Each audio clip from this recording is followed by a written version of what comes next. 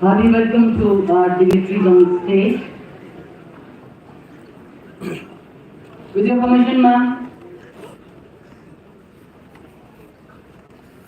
उसे गुमा था कि मेरी उड़ान कुछ कम है.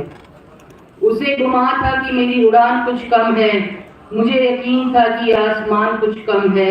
At the outset, let's all celebrate India's success on landing on the moon with a thundering applause that is this moon.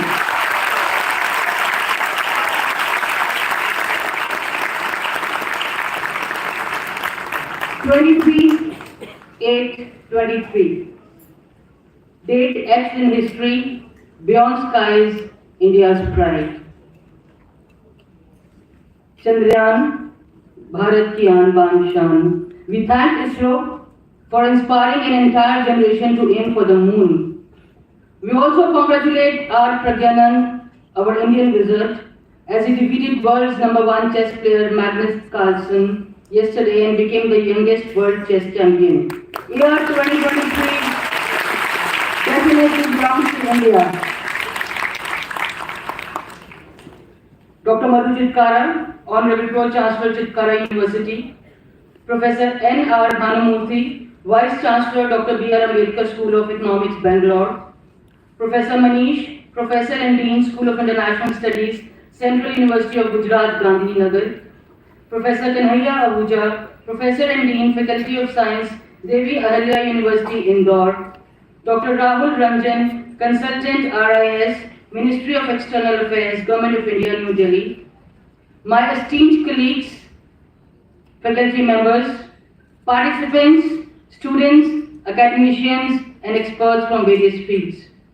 My heart is filled with pride to welcome you all to G20 University Connect, Engaging Young Minds lecture series in collaboration with the Research and Information System for Developing Countries, the Group of 20, G20, and the Ministry of External Affairs, Government of India at Chitkara University, Punjab. It is said in our scriptures, Satyam Jnanam Anantam Brahma. It means that knowledge and facts are infinite like Brahma. It is a century of knowledge, and under India's presidency, the G20 theme being One Earth, One Family, and One Future, based on our values of Vasudeva Kutumbakam, we are fortunate to host the lecture series at Chitkara University that is aimed at fostering intellectual exchange and promoting awareness among the youth about the G20 and its global significance. And yesterday evening only, as India landed on moon, Honorable Prime Minister Shri Narendra Modi's message to the world was, India's successful moon mission is not India's alone. He said that our approach of one earth, one family, one future, and I add on to this one moon that is ours, is resonating across the globe, and this human-centric approach has been welcomed universally. With this, we now invite the galaxy on stage to please kindly light the lamp as we seek the blessings of Goddess Saraswati to start this special event.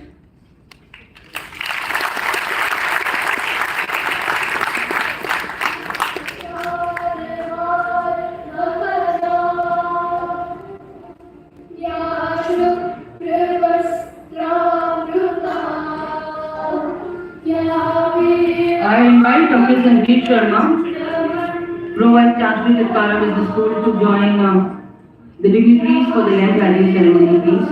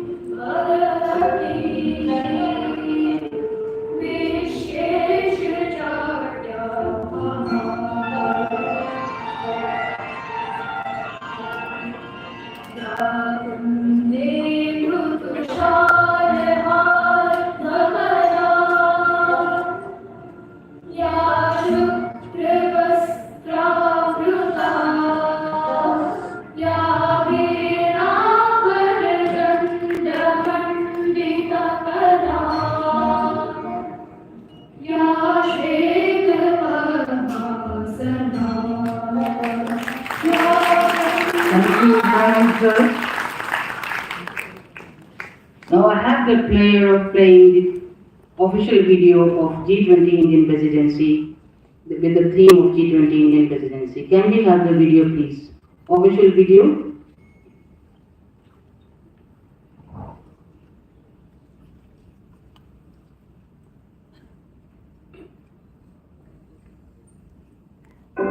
India, home to 1.3 billion people, is a confluence of religions, traditions, and customs.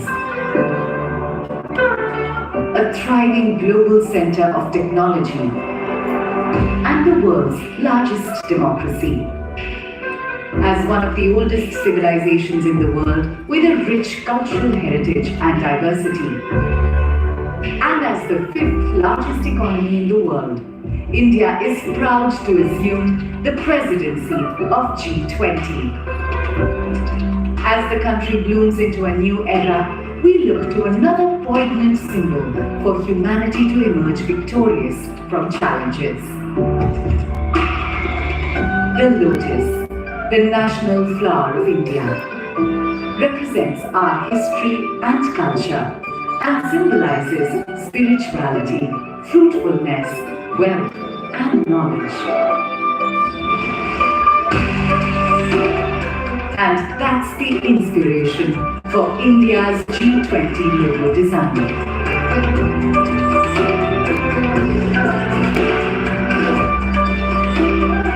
The design rendered in saffron, white, green, and blue is drawn from the national flag of India.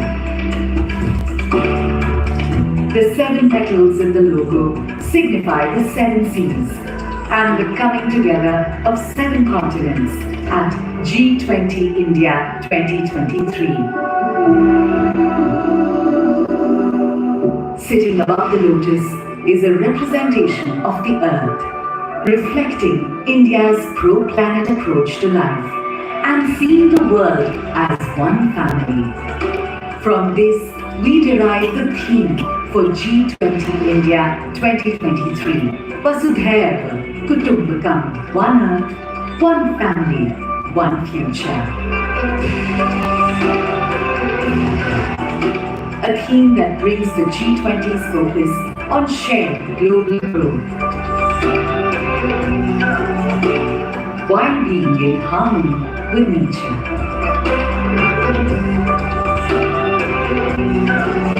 G20 India 2023. One earth, one family, one future.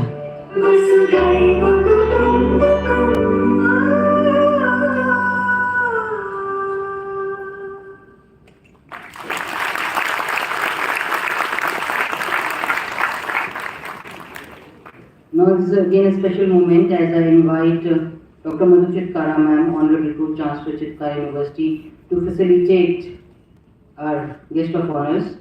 I request ma'am.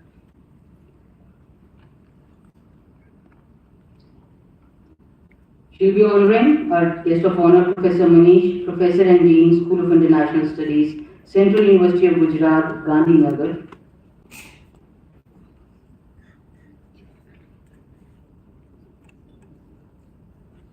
Can we have an applause, please?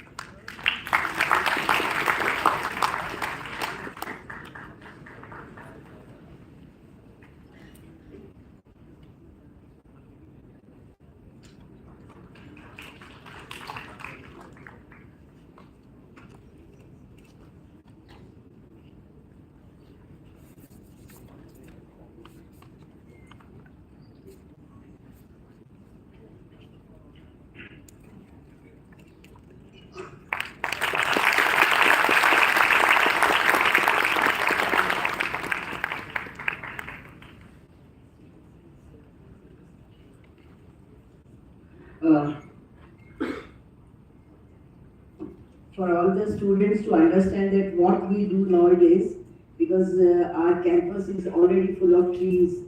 So when the guests come, so we give this certificate, and for those, that particular guest, we put one tree where it is required.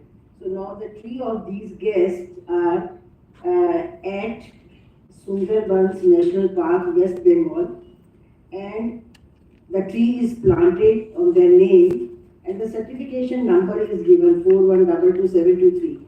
At any point of time, our guest can see that how much that tree has been. So that is a great, on your behalf, on behalf of Chitkara University, we are doing this CSR. It is a Chitkara social responsibility to make our country green and clean. So you should know that how we are.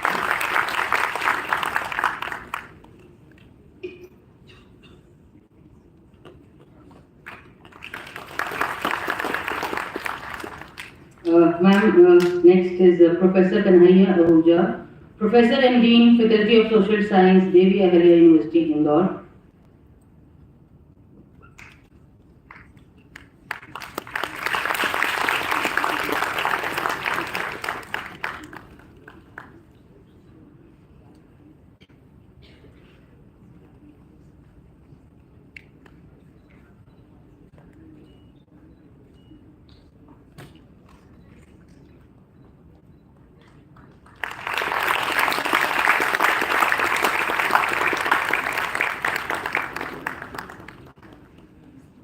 Now, ma'am, would be honoring Professor N.R. Bhnaumurthy, Vice-Chancellor Dr. B.R. Ambedkar School of Economics, Bangalore.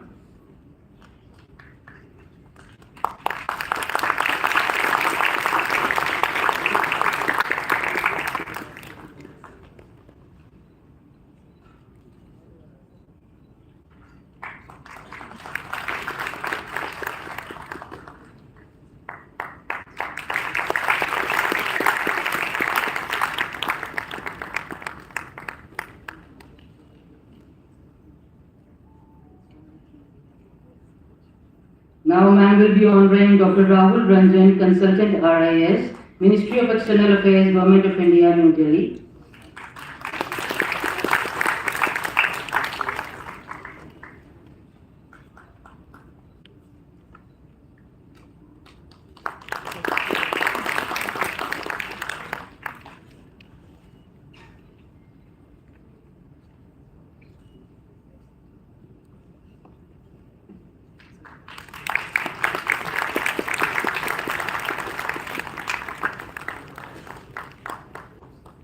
Thank you, ma'am, for doing the honors.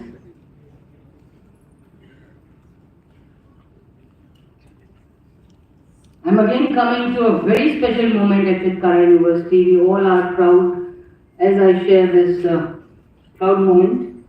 This is the release of the case study. Ma'am, this is Cases on the Resurgence of the Emerging Business. About the book, Cases on the Resurgence of Emerging Businesses is published by IGI Global, a prominent international academic publisher of reference books, journals, encyclopedias, teaching cases, proceedings, video lecture series, and databases with headquarters in Hershey, United States of America. The case book will soon be indexed in Scopus. Dr. Shefali Saluja, Dr. Dhiresh Kulshrestha, and Dr. Sandhir Sharma, academicians from Chitkara Business School, Chitkara University, India, are the editors of the volume. The case book is the first book published by Chitkara Business School that consists of 20 real-world business case studies from the emerging business landscape that describes the success of businesses in the competitive world. The case book establishes the application of the various multidisciplinary methods of conducting business and generates applied case studies defining the most recent trends in emerging businesses. What is more special about this is about Honorable Madhu Ma'am's case study. The case study titled Marking a Legacy as an Entrepreneur, Dr. Madhu Chitkara, authored by Dr. Shivani Indore, Dr. Shefali Saluja, Dr. Sandhir Sharma, and Professor Harkiran Kaur, reflects the journey of Dr. Madhu Chitkara, a woman academician turned into an entrepreneur, in the field of higher education in a developing economy. The case book establishes the application of the various multidisciplinary methods of conducting business and generates applied case studies defining the most recent trends in emerging businesses. What is more special about this is about Honorable Madhu Ma'am's case study. The case study titled Marking a Legacy as an Entrepreneur, Dr. Madhu Chitkara, authored by Dr. Shivani Indore, Dr. Sandhir Sharma, and Professor Harkiran Kaur, reflects the journey of Dr. Madhu Chitkara, a woman academician turned into an entrepreneur, in the field of higher education in a developing economy. The case study discusses the journey of Dr. Madhu Chitkara and the challenges faced by her in building a successful academic empire of Chitkara University. The teaching notes and the discussion questions elaborates the entrepreneurial journey, style of a woman entrepreneur in a not-for-profit sector. The case also talks about strategic management decisions, inspiration, and analysis of leadership development from Dr. Madhu Chitkara's journey and her responsibilities. Moreover, the milestones for Chitkara University are shown in the case study for the reader to also understand the road ahead for future aspirations of Dr. Madhu Chitkara in shaping a great academic world. Overall, the case is written to illustrate an example of a woman entrepreneur in the field of education and provide insights on her philosophy, leadership, style, and strategy. And what better day, better than today, to launch the book by the stalwarts of academia world. I invite the galaxy of academicians sitting on the stage for launching of the book. I invite all the galaxy, please. I also invite, after this, Dr. Shivani Indore, Dr. Shivali Saluja, Dr. Dhiresh Kulshrestha, and Dr. Sandeep Sharma to please join the dignitaries on the stage for the launch.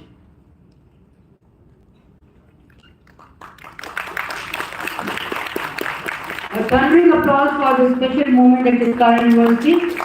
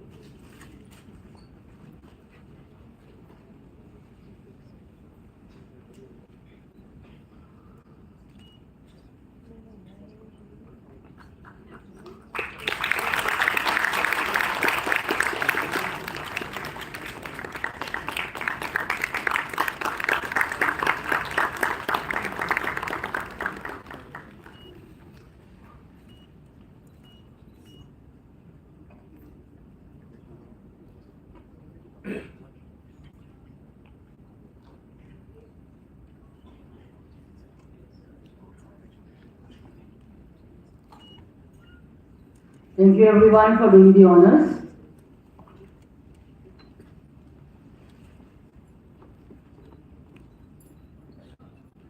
Now it's a moment of great pride for me to introduce you to Dr. Madhu Chitkara, Honorable Vice-Chancellor, Chitkara University. Words always elude me, but I still try my best. A lady with Midas touch, Dr. Madhu Chitkara is Pro-Chancellor of Chitkara University, India. She is listed amongst India's finest and fiercest academicians. Under her dynamic patronage, in just 20 years, Chitkara University has become one of the most prestigious private universities in India and ranked in the top 25 in the nation.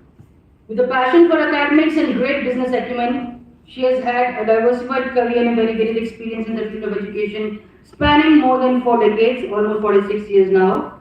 Dr. Madhu Chitkara is an educator, an entrepreneur, a philanthropist, and a woman of substance. She is a stalwart of education as one of the few lady pro-chancellors. She is the soul of Chitkara campus with more than 16,000 students and 1,500 faculty members. Her case study on entrepreneurship is published by Washington School of Business in 2013, and she was adjudged as winner of Women Entrepreneur Award in South Asia. She was recognized as a visionary and leader of India by former late President His Excellency Shri Pranab Mukherjee during the Rethink India 5th Escape Summit 2017.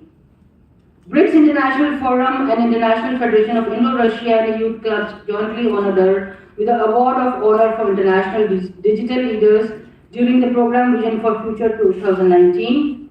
I can go on and on, but I would like to stop here. Amongst your thundering applause, I invite Dr. Madhu Chitkara, Honorable Pro-Chancellor, Chitkara University, for the welcome address.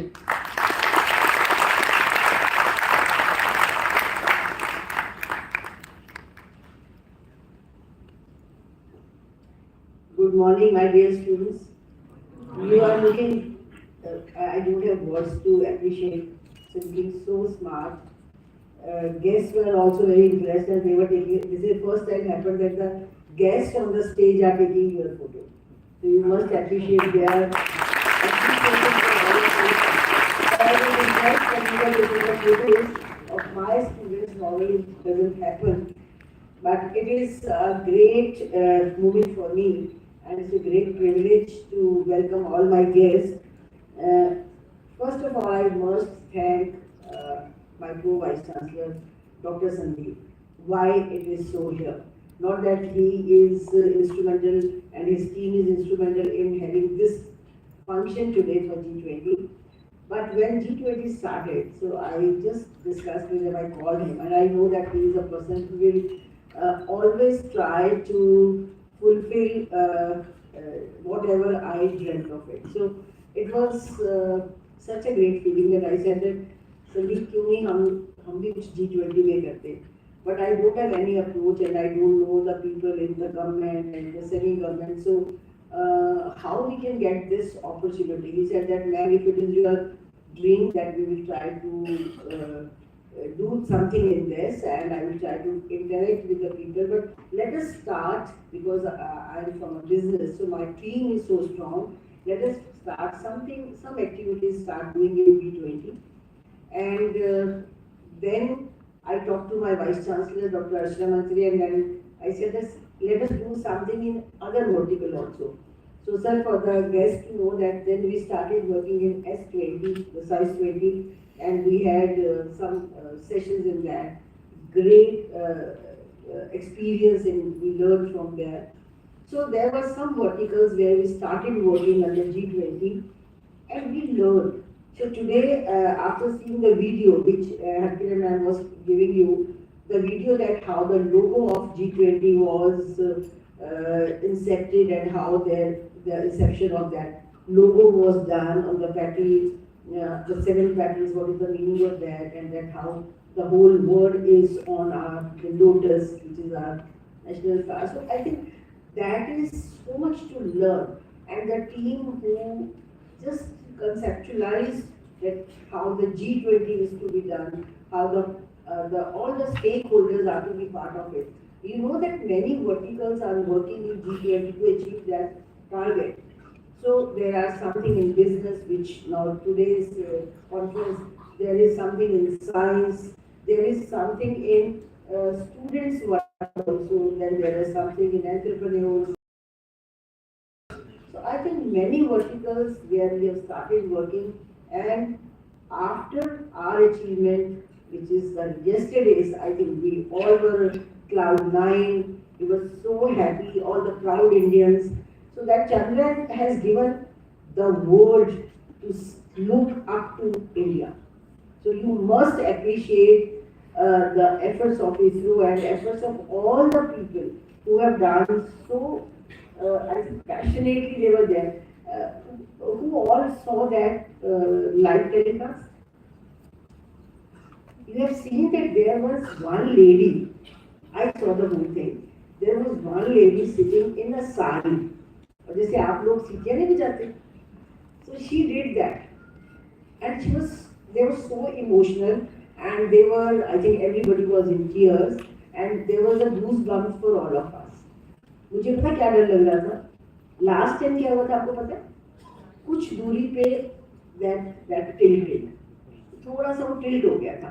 So I think everybody was having the fingers crossed that it should go straight. And when the last was there, we've seen that ISRO's had how much he was emotional about it, and you have seen that your Prime Minister was so emotional sitting in South Africa, and he said बहुत प्यारी बात जो सबने बोली, उसने MC ने भी बोली कि हम कहते थे चंदा मामा दूर के दही पकोड़े दूर के कहते थे ना हम लोग, अब वो कहते हैं हम कहेंगे चंदा मामा घर के.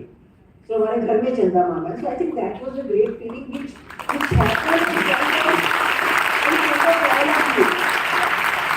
And we were so lucky that we were not able to achieve that when we were young, but it is now your world.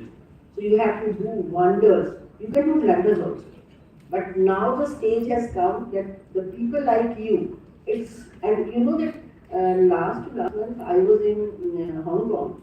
There was a summit of Times Higher Education, and we were also was a part of it, and we were appreciated by the whole world that we were in the ranking of Times Higher Education. There, the one person was giving the case study of all the countries. The Japan was there, South Korea, then China, and then India. So what he said, I was, my team, me, my Vice-Chancellor, International, and IQAC, we four were there, and we were the only Indians who were invited by Times Higher Education because we were in the ranking. So in front of us, we were not known, but the people were from all across the world. And they said, please listen to us. This is the data. They gave the data to the whole world that you have to look up to India. That is the destination if you want to do something. Because why? Because the young people are there and they are so innovative. I learned so much from all of you. I don't know the technology which you know. So we can learn on ChatGPT. I think जितना आप लोगों को पता है या metaverse जितना आपको पता हो सकता है the people of our age doesn't know it. But we have to, it's a great combination of the young and the people like us and the people sitting on the stage and all the professors and your deans sitting there. So you have to learn so much from them, but they have to learn also from you. So it's a win-win for both the generations if we work together. So I must appreciate the efforts of the whole B school deans and the professors that they were able to do today's function. And I welcome and I'm very thankful to Professor Manish from Central University, Gujrat, Professor Kanhaiya Ahuja from Devi Ahilya University, Indore, Professor Bhnaumurthy, Vice-Chancellor based Bangalore, and Dr. Rahul Ranjan from RI's Ministry of External Affairs for their lecture sessions during this event. So I'm very thankful to all of you, sir, traveling and coming here to give some knowledge to my students and to the professors. When G20, how many of you are interested in, if not, if some of you are never gone through the G20 events, what are happening here, please go through the whole literature of it. And you will learn so much because day before yesterday I was in Ahmedabad. There was a summit and it was a SHM summit. So there they said, the people on the stage, they were saying that the Gujarat is a global destination for the people across the world. But we say always, I just said there, that if you come to Punjab, Punjab itself is Canada, you know, it's not Canada, it is Canada. So already we are very global, and they were just talking about that what all activities are to be done to achieve the target of G20. So I think you all should be partner to it. It's a history coming in front of you. So you have not seen the wars, you have not seen China war. हमने सब कुछ देखा है. So our parents have seen the partition also. But you are seeing all the technology going ahead. You are seeing that how the things are developing. My guests were talking about that how we are working in NEP. So national education policy, we are very far ahead of the targets. We have, I think, completed all the targets given by the government. It's a great achievement because, sir, to know all the guests here, that we always take into account all the stakeholders together. So whether they are parents or whether they are children, the first lecture, it was a mandate given by UGC that any of the head of the members should give knowledge about NEP to all the stakeholders. And you know that there was national education policy in 84, after 34 years, again the next policy came. The only difference between that national education policy and this is that they have given this mandate to all the stakeholders. They should know about NEP, whether that is industry, whether that is students. So on 5th of September, sir, I gave the first lecture about that what are different verticals of NEP, and from there onwards, we all took this as a mandate to clear this. So thank you to all my professors, to my dear students, that we are working together. And there was a souvenir given to you as a logo. There is a red logo which is red in color, shows the passion. The three arrows going upwards, and wherever you see there is a logo, the three arrows going upwards shows the growth in a positive direction. And the first arrow is my dear students, they should grow. Second is for all the people who are part of Chitkara and working for Chitkara, including all of us, me, Harkir and all. Then the third is all the stakeholders, whether they are parents, the society, the villages, the government or anybody, if they all grow together and in box they work, so sky is the limit for a growth. And the second is a Chitkara, just for my guests to know that Chitkara, maybe Dr. Sandeep must have told, Chitkara is a family name which has become now a brand name, but the meaning of this was given by one of my students to me, that the Chitkara has a meaning. If you do the in Hindi, you do the Sandhi Vichhed, it is Chit Jama Kara. Chit is man, Kara is Karam. So man se kiya gaya Karam is Chitkara, which we all are doing. You must appreciate and great round of applause for all of you. Thank you very much. And this is my case study for the girls to understand. हमारे सब यहाँ पे gender bias toward men है, क्योंकि 60% of our women are the leaders, are women. And 40% men, so we are always. So, if you want to study my journey, I started in 76 as a teacher, and it is a long journey of 47 years in a profession of teaching. I taught P2P from primary school students to guiding the PhD student. So it's a journey of 47 years into teaching. And why still I am young at 68 years of age? Because I am always with the students. So when the teachers are with the students and love the students, you become just like them. And I have learned a lot from everybody, because when I started my journey, my first salary was 333 rupees, and I was as a primary school teacher in sector 18. So that was my journey started, and from there, it's a history, because God was with us, people like you all were there, and कहते ना अकेला चले थे और कारवा बनता गया. So we are here with 20,000 students and more than 5,000 people, those who are part and parcel of Chitkara University. Once again, Sandeep, I am so thankful to your team that they have thought of writing about me. It's not that I am pampered of seeing my case study, but it is good for the girls to understand that with so many hurdles, how a girl can overshine the boys. Not that boys are to be taken in that manner, but लड़कियों को आगे बढ़ने के लिए you have to love yourself, you have to respect yourself. If you will not love yourself, you will not respect yourself, others will not respect. अगर तुम खुद बेचारे बनना बंद कर दोगे, तो बाकी भी आपको बेचारा नहीं समझेंगे. So that's all about today. Thank you very much. And आपको एक लास्ट में बात बताऊं, मैंने बहुत कुछ सीखा है. अब पता है रेजिमेंट जितने भी थे आर्मी में, उसमें जब लड़ाई होती तो कौन से रेजिमेंट को सबसे आगे भेजा जाता है? एक गोरखा रेजिमेंट और दूसरा कौन सा? सिख रेजिमेंट. क्यों? इनको मरने का डर नहीं होता. जिसको मरने का डर खत्म हो जाए वो जिंदगी में बहुत कुछ कर सकता है. सो लाइफ में अगर आपको डर खत्म हो गया तो you can reach to any heights. So don't be scared of it. जितनी बारी हारोगे वो you are very lucky that आप बहुत बारी हार रहे हो.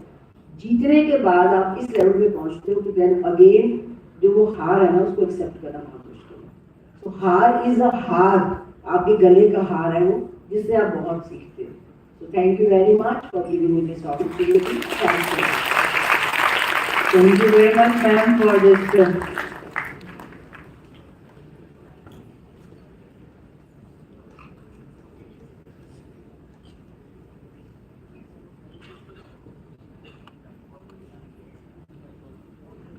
I invite all the authors again on the stage for a photograph with Honorable Pro-Chancellor Ma'am and the stalwarts from academia.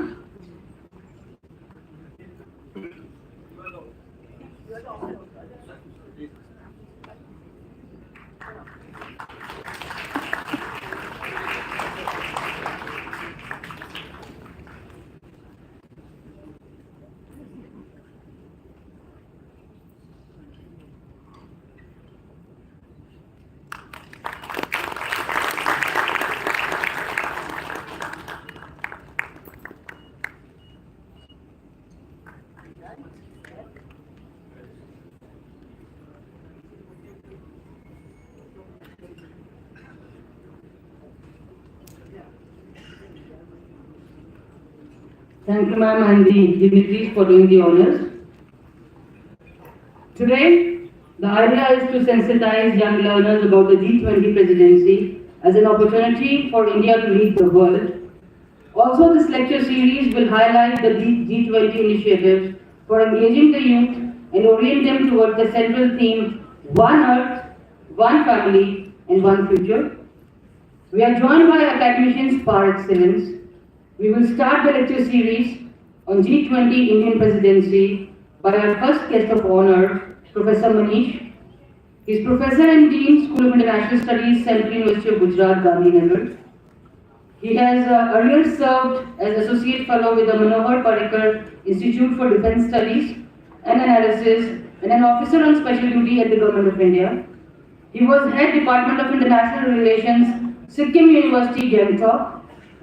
He also holds various honorary positions, visiting faculty in Naval War College, Goa, member Board of Studies of the School of Foreign Languages, Foreign Affairs, Languages and Political Economy, Rashtriya Raksha University, Gujarat, member Board of Studies, Department of Political Science at the Maharaja Sayaji Rao University of Baroda, member Board of Studies, Parel University, Vadodara, member Board of Studies at the Sardar Patel University, Vijayanagar, member Board of Studies at the Central University of Punjab, to mention few.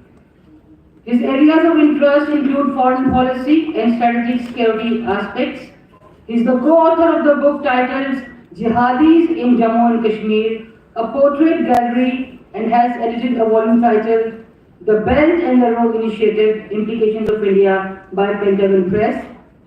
With utmost pride and amongst your thundering applause, I invite Professor Manish for his special lecture on G20 presidency, opportunities for India to steer the world. Professor Manish, please.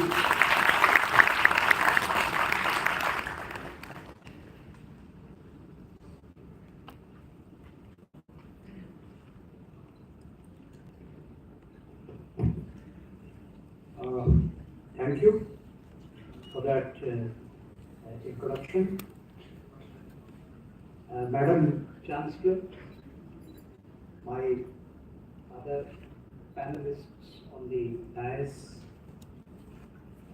Pro-Vice-Chancellor, faculty colleagues, and my dear students. Let me at the outset thank you and thank RIS Chitkara University in particular for having me for this very, very important event. I was briefed by the Pro-Vice-Chancellor about Chitkara University.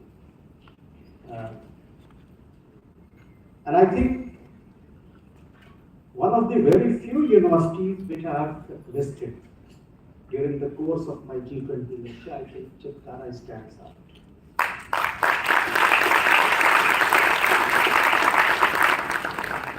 Why I say this?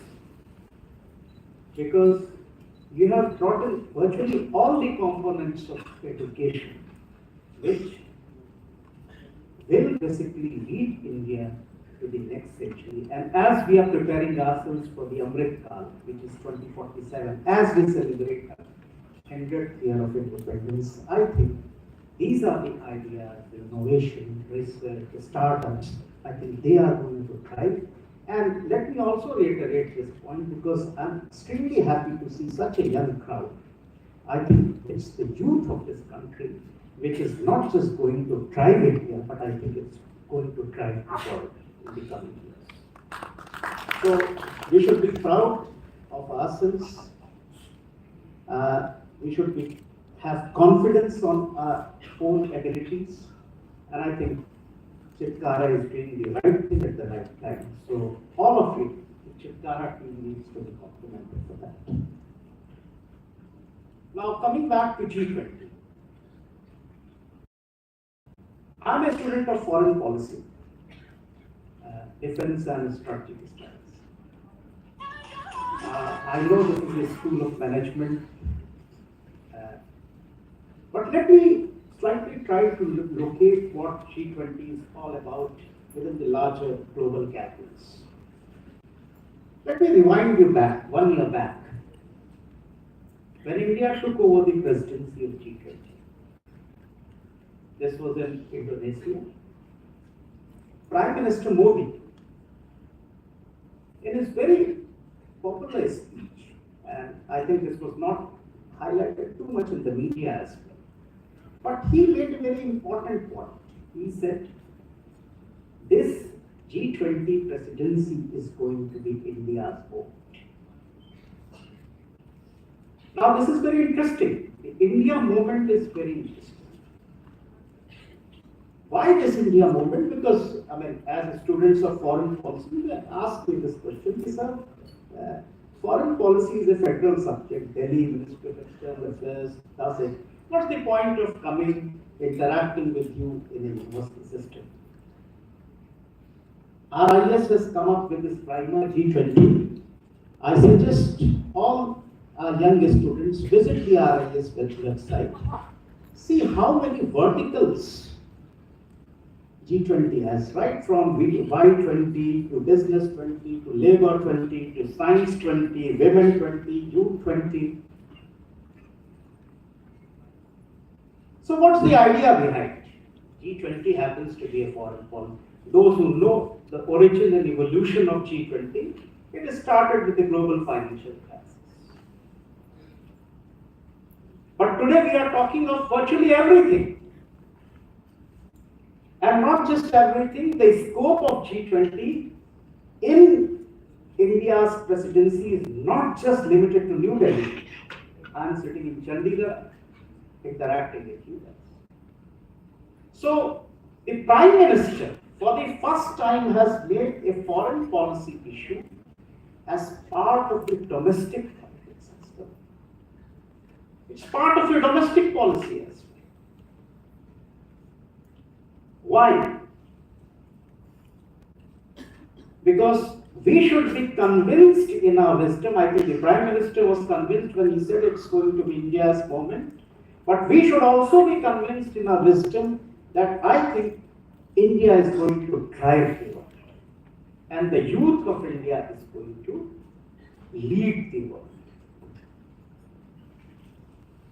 Let me slightly bring out as to how the global politics is shaping. At a systemic level, if we see, we have US on the one hand, Russia, China, all big powers. But if I ask you, where does the global politics lie today? I think this century, to the best of my understanding, is going to be the Asian century. When I say Asian century, there are three important countries which are going to be very, very important. The first country is China, obviously.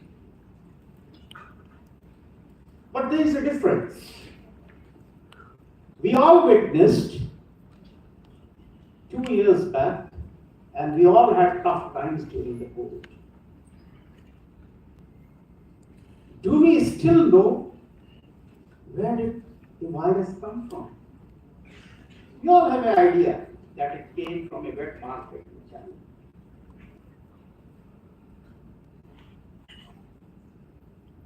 There are Americans who may have questioned this, that no, it's not the wet market. Possibly the virus may have come from one of the labs, bioweapon labs, which is also located in.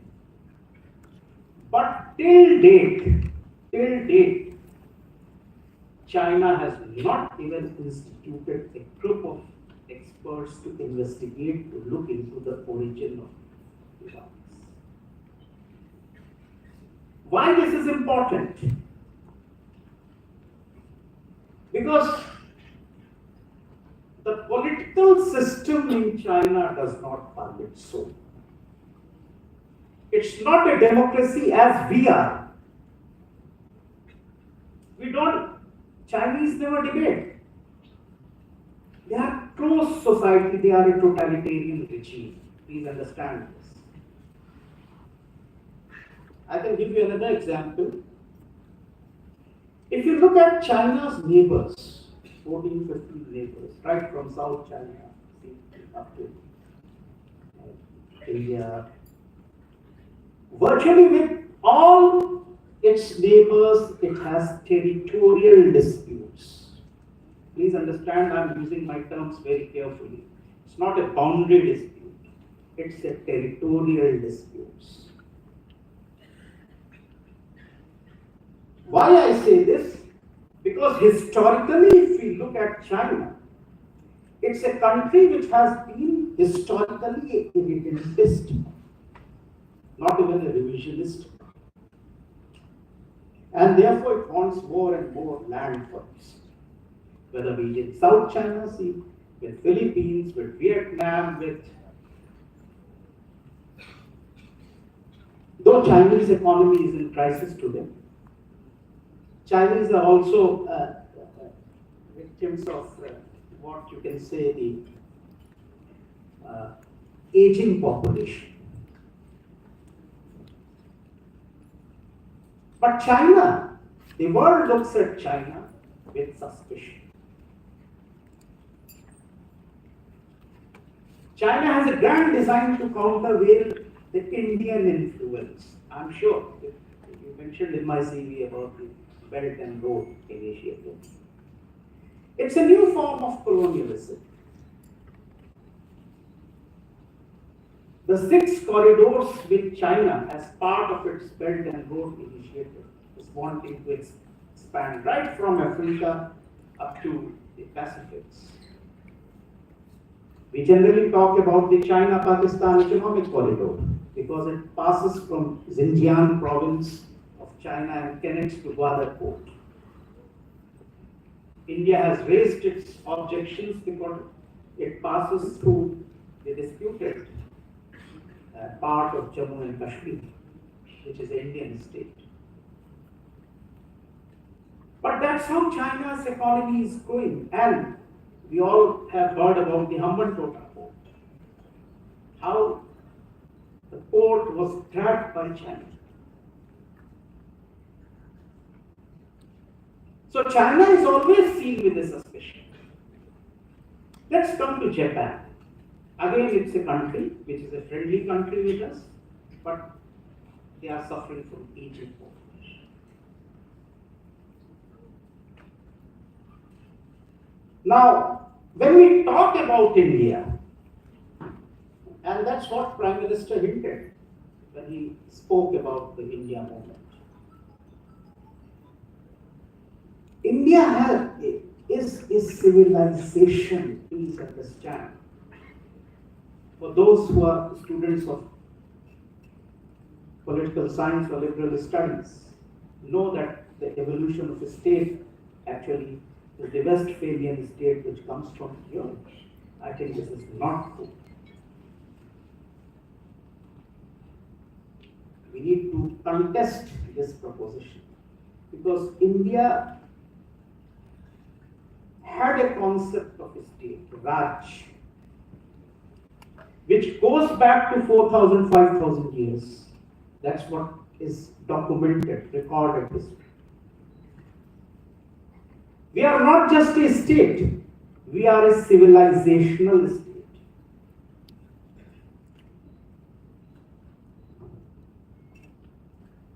It's only during a brief period of 300 to 400 years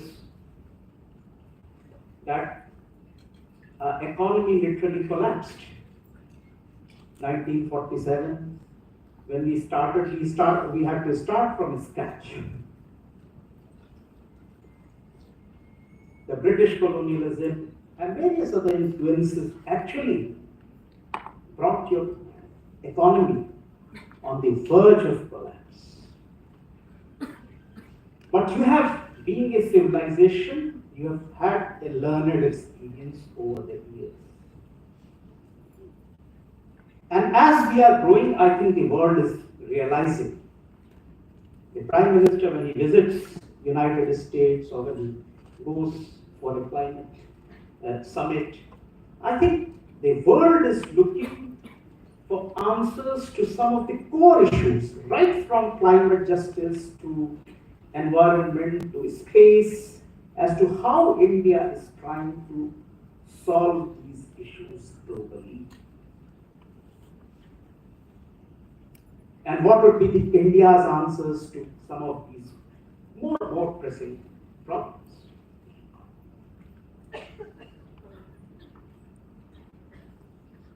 When I talk about civilization, and when we talk about India's engagement with the rest of the world,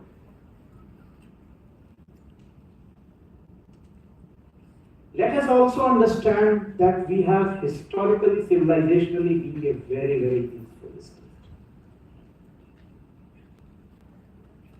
I can give you examples. We have never ever been a country to attack any adversary in the first place.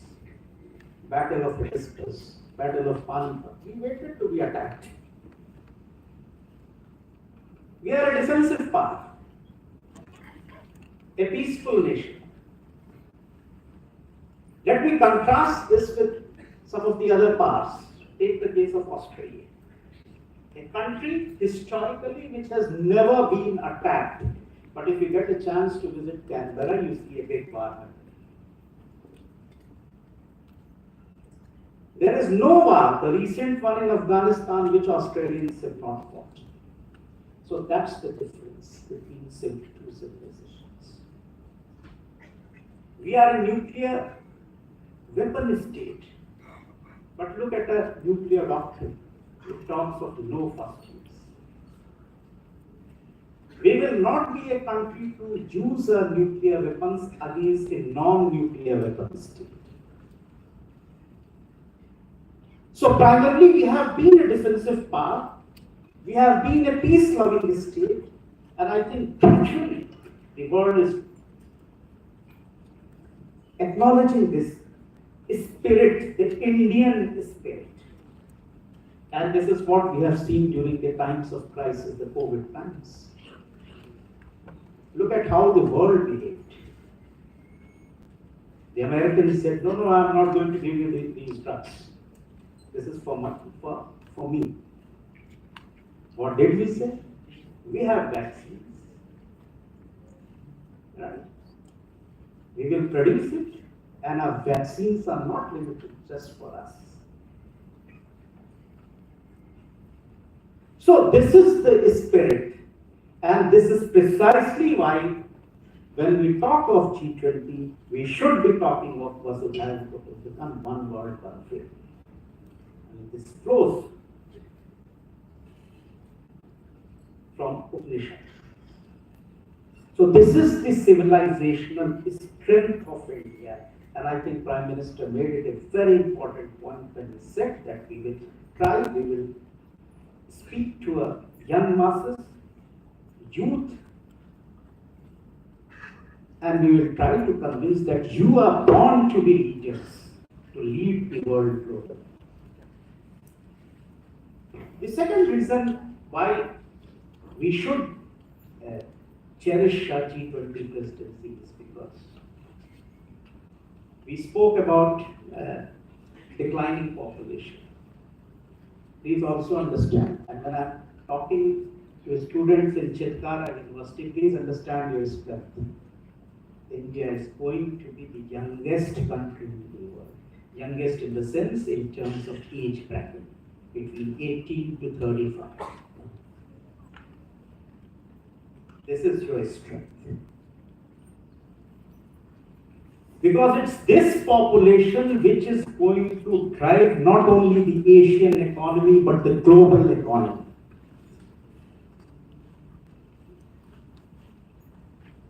And whether we may like it, we may dislike it, Indians are very high-tech. They are also English speaking. I have my full faith. Everyone wants to be, the youth of this country wants to have all the good lifestyle for himself, for herself, swanky cars, everything, but they are also honest taxpayers. This is my belief. I am not saying this, there are studies which have been done on this subject.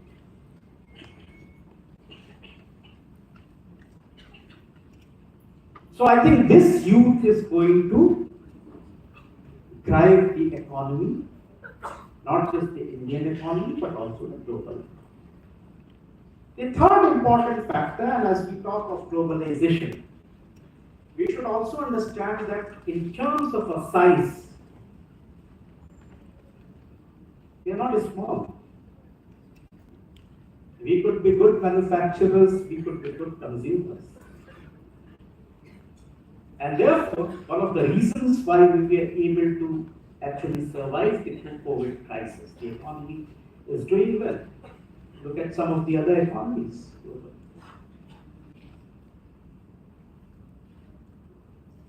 They are on the verge of collapse. So, in that sense, I think we have a big market as well. The manufacturing needs to be pushed. Startups, innovation, which the Prime Minister also keeps talking about, is actually going to drive the economy. And I think that's precisely why I was very happy to see the presentation of Chitkara University, that since the inception of this university, your focus has been on some of its core issues. The national education policy also tries to address. The fourth strength, which is the social strength, please understand this. When we look at the rest of the world, the population, the family system institutions are collapsing. Look at our strength. We still believe in family as an institution. So there are a lot of strengths to cherish. And while doing so,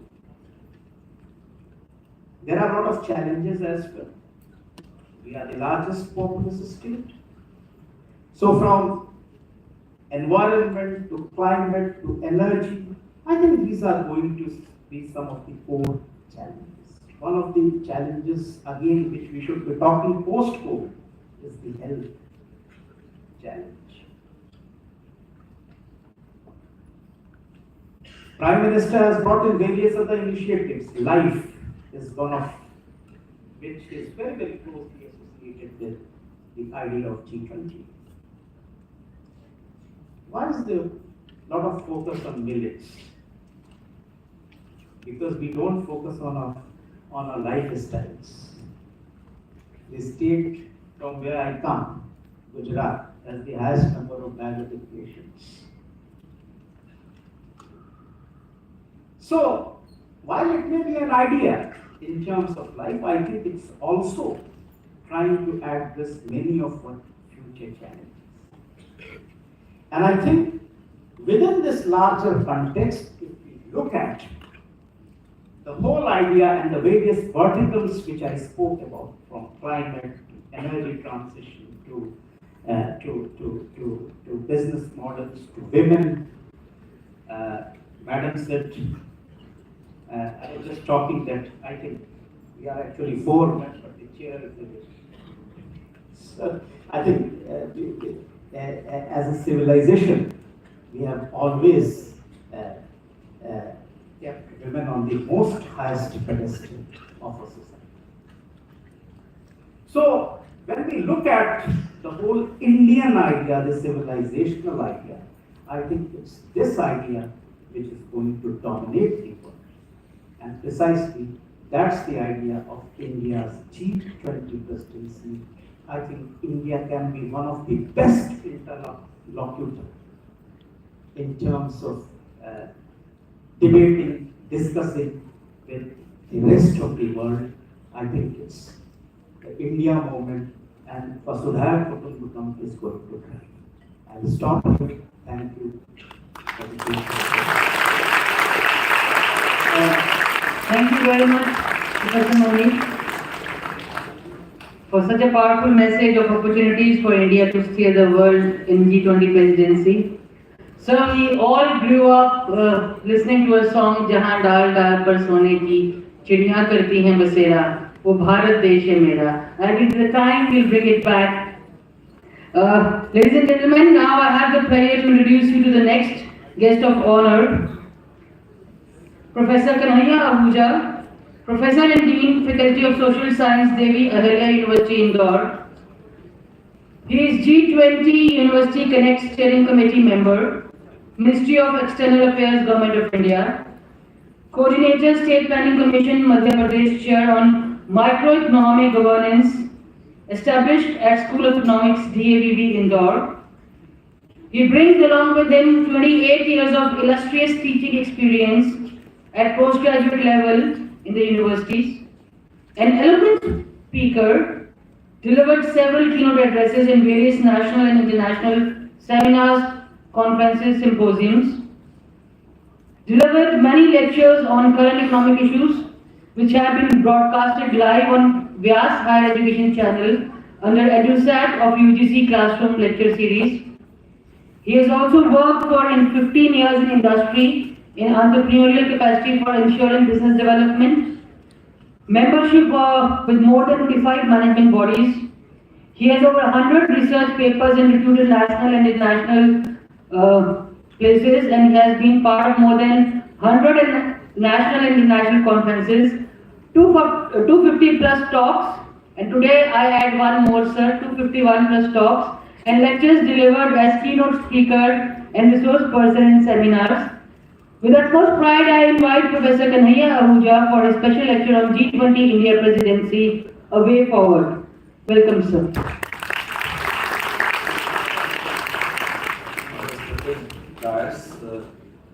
On the dais we have a very successful educator. This is how an institution should be led by Pro Vice-Chancellor, Professor Madhu Chitkara. Wonderful. Thank you so much. The way you have established this university is commendable. Big round of applause for that.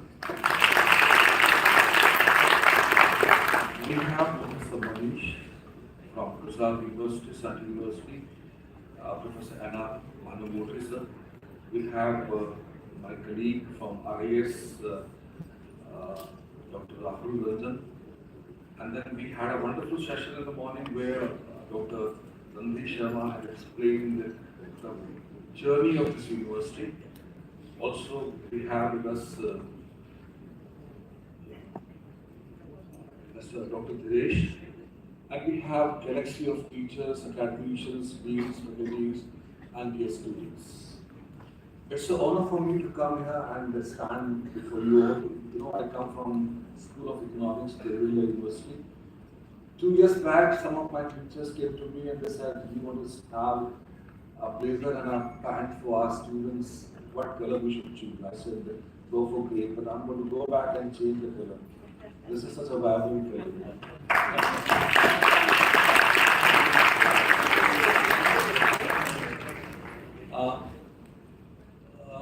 Ministry of External Affairs has selected 75 universities in the country where they could connect, they could start with this University Connect program and later on they extended it to 100. And I'm very proud that your university has been selected by the Ministry of External Affairs for such a wonderful program.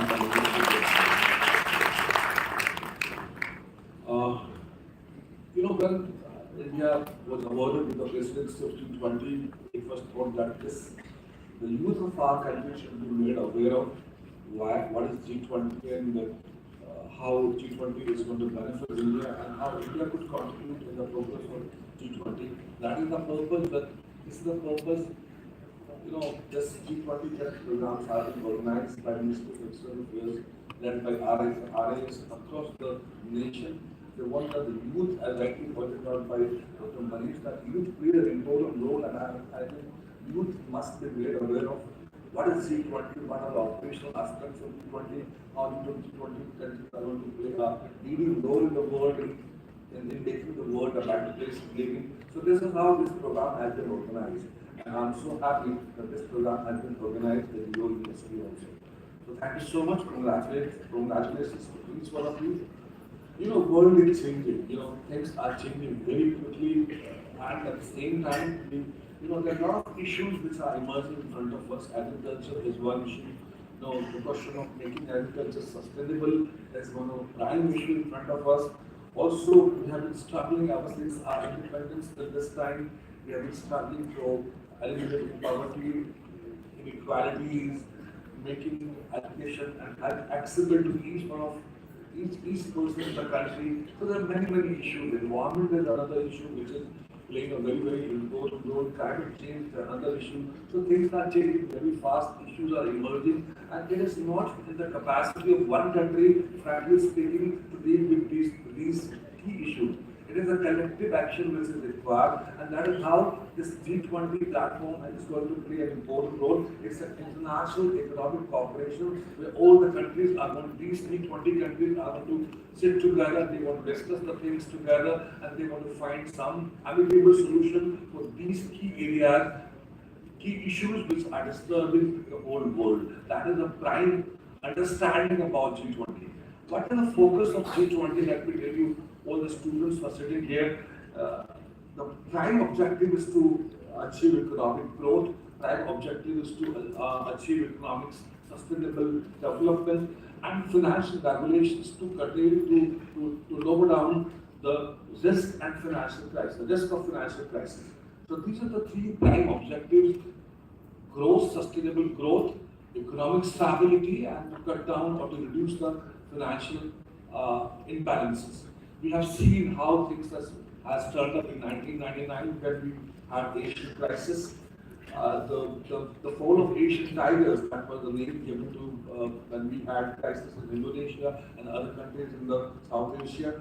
And that was the time when this thought came into mind that we must have a kind of an organization where a kind of a platform where such kind of financial crisis or financial instability should be taken care of. And that is how G20 emerged as a platform of economic cooperation after 1999. Then we had second crisis in 2007-8, subprime crisis. We could see one of the biggest Bank of America, Lehman Brothers, the way Lehman Brothers collapsed, and it was expected that India is also going to have its impact. But this is what I was talking to Professor Bhnaumurthy at the breakfast in the morning, that how India could really save itself from the impact of that crisis.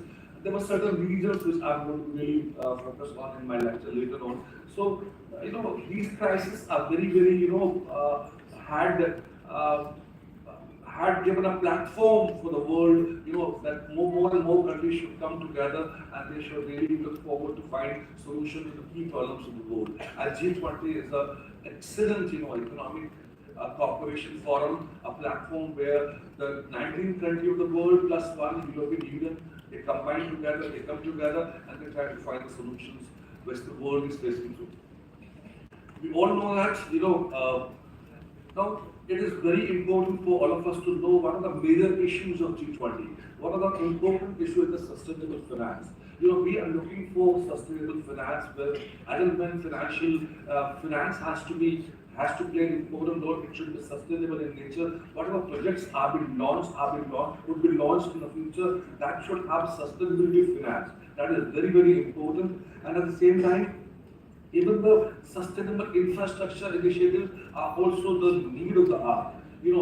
We should, whenever any infrastructure grants are being sanctioned, that should focus on low carbon design of infrastructure, that should focus on inclusive development. So we are looking forward for sustainable finance. We need to focus on sustainable development, we need to focus on sustainable infrastructure, and there are certain key issues which need to be taken care of. One of the key issues is food security. Food security is very, very important because we have a major land in the world where people are deprived of basic needs of food. So food security is something which is very, very important. Besides that, sustainable agriculture plays an important role. Agriculture though provides us, food production, but that agriculture needs to be sustainable, not like a situation where we are digging well up to 600 feet or 700 feet down the earth to extract water. That kind of agriculture would not be sustainable. So we look forward for sustainable development of agriculture also. And at the same time, we also need to find out how agriculture productivity could be enhanced. So these are some of the important factors. Another factor is transfer of sustainable energy also, sustainable technology also. I mean, technology is playing a very, very important role. If you look at the journey of Indian economy ever since independence, we had been a labor-based country, but now things are turning into different directions. Our whole development is based upon the uses of technology. Technology is playing a very, very critical role. So how India don't have a technology, so we need to borrow it from other countries. So how we can borrow the technology from other countries, how G20 countries can help each other in transfer of sustainable technology, that is another very, very important issue. So these are the areas where G20 has to play a very, very critical role. Besides that, there are certain challenges also which I will focus upon. If you look at these statistics might make us little unhappy. According to United Nations Environmental Programme, G20 members account for approximately 80% of global greenhouse gas emissions. 80% of global greenhouse emissions are from these G20 countries. And besides that, 75% of global carbon oxide emissions are also from G20 countries. But G20 countries are now committed and they have agreed for global, they have agreed for this, what we call it, the Paris Agreement, and they have agreed that no, we have to work in reducing the global warming by 2%. So these G20 countries are now shown their commitment, yes, we are going to work together and we'll work together in reducing the global warming by 2%. So that's commendable. They have signed, they have agreed for Paris Agreement also. Also, it's an era where, I'll just quote one study, one of my research study which was conducted in India. We have taken 20 major states in the country, and a study was conducted to find what are the linkages between quality of life and quality of environment. So we took 20 major states in the country, and we found that the countries which are doing good in terms of development, countries which are doing in terms of growth, are I would like to name the countries: Maharashtra, Gujrat. These are the states. Punjab is good. So these are the states which were doing good in terms of quality of life. But when it comes to quality of environment, these states are almost at the bottom. So the development has not taken care of environment. Development has taken place at the cost of environment. So it's a time that we need to take care of environment also. And that is how, if you look at the G20 objectives and how G20 is going to function even in the future, the focus has been on sustainable development. Environment has to play an important role, and that is why we are talking about green environment, we are talking about carbon-free environment, we are talking about green energy, we are talking about renewable energy. So these are the focus. This is something very, very important, and I appreciate that, yes, G20 platform is talking about these some of the key areas of green energy, green sustainable development, and green world for the future.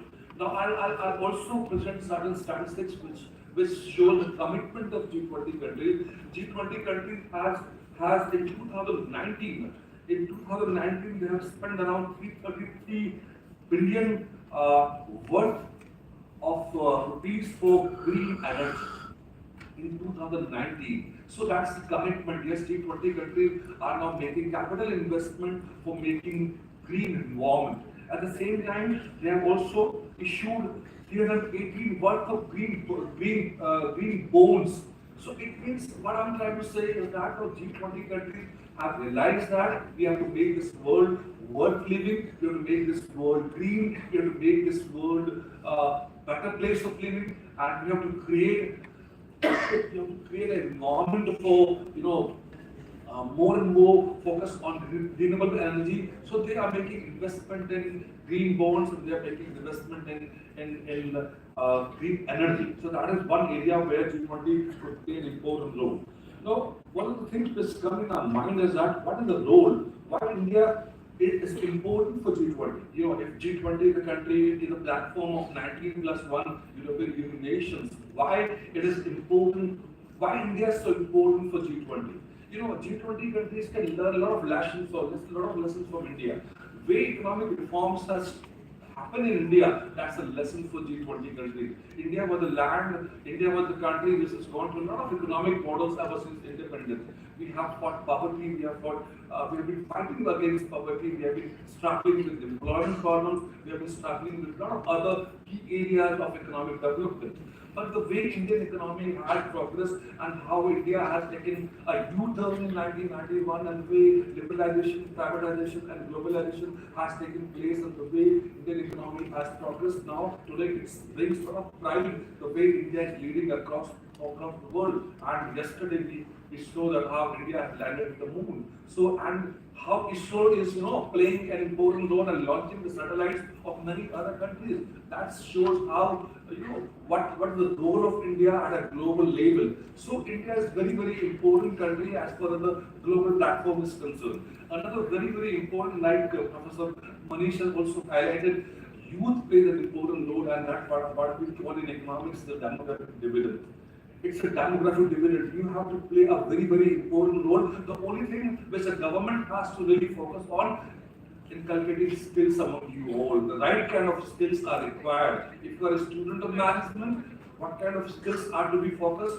The institutions have to play an important role. If you are a student of engineering, what kind of skills are required for you all? The institutions have to play an important role. The government schemes are there. So inculcating right kind of skills among students, among youth is going to play an important role. We don't need to make this demographic dividend as a liability. We have to make this demographic dividend as an asset for all of us. Because you are going to play an important role today. Different chakras which are playing an important role in negotiation at a global level. Tomorrow you have to work as a chakra for our country, for G20 countries. Chakras means those people who are involved into negotiations and making things possible, negotiation and discussions which take place between country heads. So chakras have to play an important role. So tomorrow you have to work.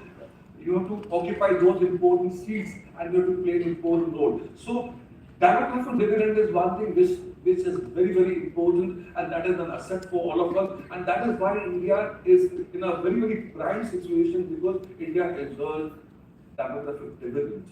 Another factor is that we have a huge population, we have a huge market potential. The world looks at India with a lot of greedy, they want to come and do business in India because India is a huge market. Look at the size of market, and still a major portion of our country is untapped.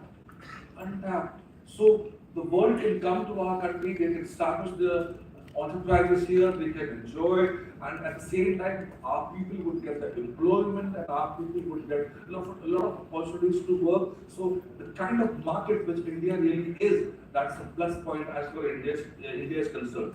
And the size of middle class, in India, we have a huge size of middle class families.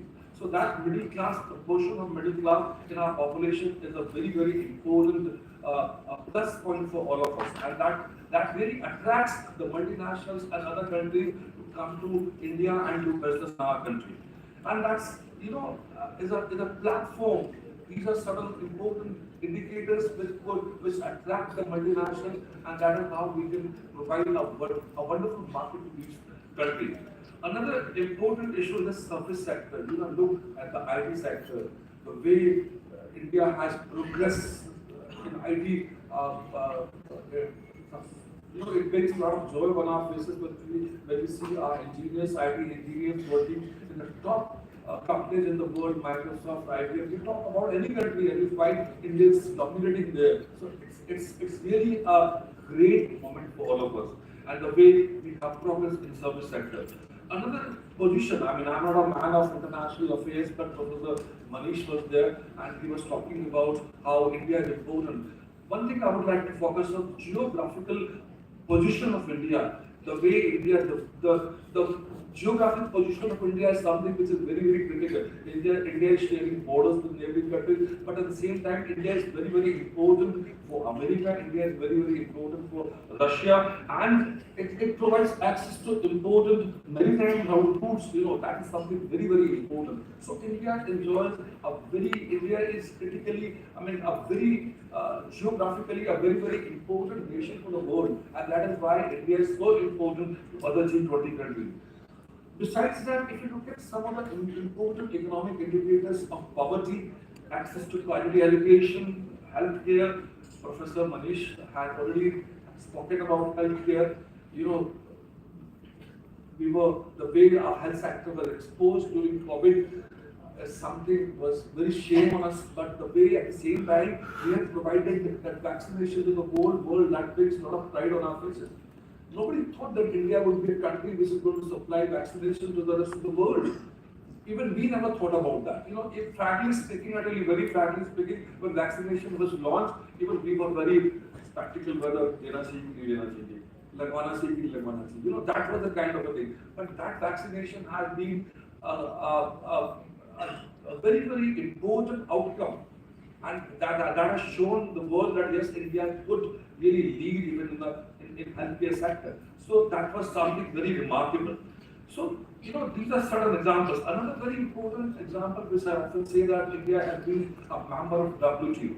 India has been involved in a lot of negotiations at WTO. The kind of experience which India has in dealing with some critical issues at WTO. So that experience of WTO could be a critical learning for G20 countries. So that is why India is very important for G20 countries. Some of the key areas, where India has really done a remarkable progress is digitalization of our economy. We never thought, I tell you very frankly, we never thought the way India is going to progress and the way digital transactions are going to lead India at a global front. The number of UPI transactions, you will be surprised, India is leading in the world. India is making the world think that if India can lead in terms of digital transactions, why not the other countries? And they are learning from India. They have asked India, how could you manage to lead the world with UPI transactions? So that is something where the world can learn from India. So these are the areas, where even in the banking sector, Professor Bhnaumurthy is an expert of financial and banking sector, so he would highlight on that area. But the kind of reforms which India has gone through in banking and financial sector are remarkable. India was suffering, the banking sector was suffering from NPA, and after that we have introduced bankruptcy code, and that has been a very instrumental as far as the banking sector is concerned. The way banking sector has cut down, has reduced the risk factors after launching bankruptcy code is something very important. So these are some of the experience. As far as this makes India as a very prominent player on a G20 platform. Another very important, when Russia, Ukraine, these are the two countries which are fighting together, and the whole world is looking at India. Maybe India would be the one country who would help these countries to find some kind of solution. So what I'm talking about is that Indian diplomacy. The kind of democracy we have in India, we are very soft, flexible, we believe in discussions, we believe in deliberations, we believe in taking everyone with us. So that's the way the world has faith on Indian democracy, that is something very important, and that makes Indian diplomacy a very strong element when we talk about international relations. So Indian diplomacy is going to play a very important role even in future. Forget about Ukraine-Russia war, but even in many other conflicts which might take place in the future, India could play a very important role, because India believes in taking every community, all the nations together. And one of the important factors which I'm going to talk about, India has gained this G20 presidency. India has invited its own neighboring countries, Bangladesh, Sri Lanka, Bhutan, Maldives. So India wants to have all these neighboring countries also with them. So they have invited India whenever the function is going to take place. So this is how Indian diplomacy is going to play a very, very important role. So friends, I'll not take much of the time because we have another speaker. But yes, India is a very, very important player. And at the same time, India can learn a lot from G20 countries. There are a lot of, learning. When we say India can learn from the G20 countries, I mean that, things are no longer confined to micro level. If a problem of poverty is taking place, problem of unemployment is there, problem of climate change is there, problem of green energy is there. So these are the things which I think would require a collective and cooperative approach, which India cannot alone lead the world. So it is the G20 countries together would work for these problems. So India can learn from the experience of other countries, can work with these G20 countries and could produce a better solution. Besides that, I'll just talk about very briefly, some of the key areas. Some of the key areas which are agriculture is one area which needs to be taken care of. World has really, appreciated India. If you look at the agriculture production in India, you'll be surprised that more than 90 to 95% of land in India has been, that belongs to marginal farmers and small farmers. But still we have a surplus production for 1.5 years, 2 years of agriculture production. That brings a lot of question marks for the Western world and how India could manage that. Because India is if you look at the farming structure in India, that has been occupied by the small farmers and marginal farmers. So that's a learning lesson for the world also, that how India could really do so.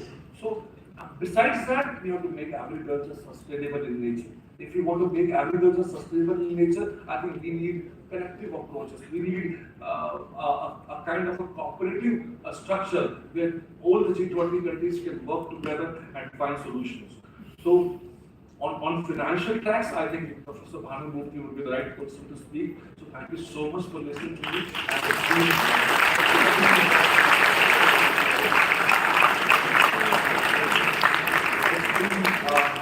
A wonderful experience. I often used to have a word with my friend Dinesh, and he would always praise Chitkara University. And today, ma'am, I got this opportunity, and I'm so happy to see such a wonderful university working on so many fronts. I mean, I've been to many universities, but the way Professor Sharma explained that had given a presentation in the morning, and whatever I could really just, I feel privileged, I feel honored to visit such a wonderful university and such a vibrant students also. Thank you so much. Thank you very much, Professor Kanhaiya sir, for that powerful and passionate lecture for our students on G20 India Presidency, a way forward. Can you give me 1 minute? Just for my guest to sir, that you were talking about sustainability. So the UN goals, 17 UN goals.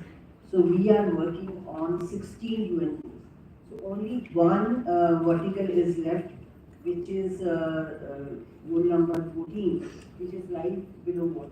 Because we are in the north of the country, so we were not able to do that. But since we have started with the marine program, so we have given this mandate for the next 2 years, because 2030 is the goals to be achieved. So we have given that mandate to marine school that they should try to do something in that.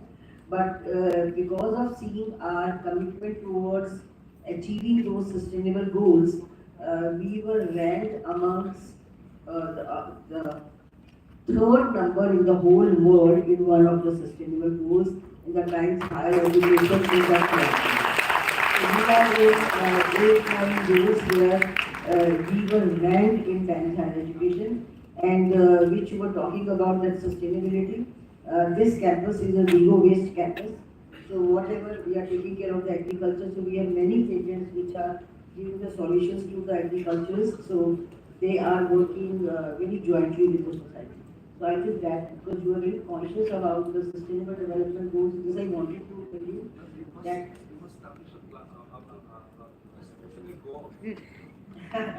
Thank you, sir. Thank you, ma'am, for sharing your insight. Now I have the profound privilege of introducing you to the next guest of honor, Professor N.R. Bhnaumurthy, Vice-Chancellor, Dr. B.R. Ambedkar School of Economics, Bangalore. He has worked with National Institute of Public Finance and Policy, Delhi, Development Planning Center, Institute of Economic Growth, Delhi, macroeconomist consultant at UNDP Regional Center in Colombo, macroeconomist SSA Poverty and Development Division, UNICEF, Bangkok, Thailand, visiting fellow McGill University, Montreal, Canada, visiting fellow MSH Paris, France. Sir has been awarded by Mahalanobis Memorial Medal for the year 2014 by the Indian Econometric Society for outstanding contribution to the field of quantitative economics, or economics as we say, BKRV Rao Prize in Social Sciences Economics for the year 2015 by ICSSR and ISEC Bangalore for high quality research and for significant contributions to social science research in India, and Best Paper Award receiver for a research paper on financial globalization and economic growth in South Asia, awarded by Bank Indonesia, Central Bank of Indonesia, during the 12th Annual Conference on Maintaining Stability and Strengthening Momentum of Growth Amidst High Uncertainty, held at Bali, Indonesia. Amongst your thundering applause, I invite Professor N.R. Bhnaumurthy, sir, on lecture on India's G20 presidency for inclusive growth and climate resilience.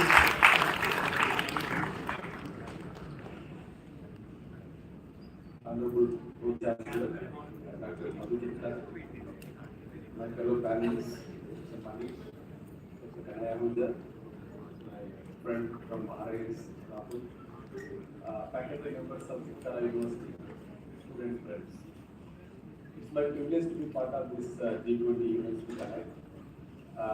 As you know, as I think all the speakers have already pointed out, that this year India is the president for the G20, and we are going to have the summit meeting in Delhi on 8th, 9th and 10th. It's going to be a huge event. I don't know how many of you read newspapers. The 3 days they have declared holiday in Delhi. Okay? So there is a traffic jam in the airport because there are so many flights are going to come. Maybe even Chandigarh airport also will be jammed for foreign dignitaries. So it's going to be a big event. I urge all of you to follow what's happening in Delhi during 8 to 10 September.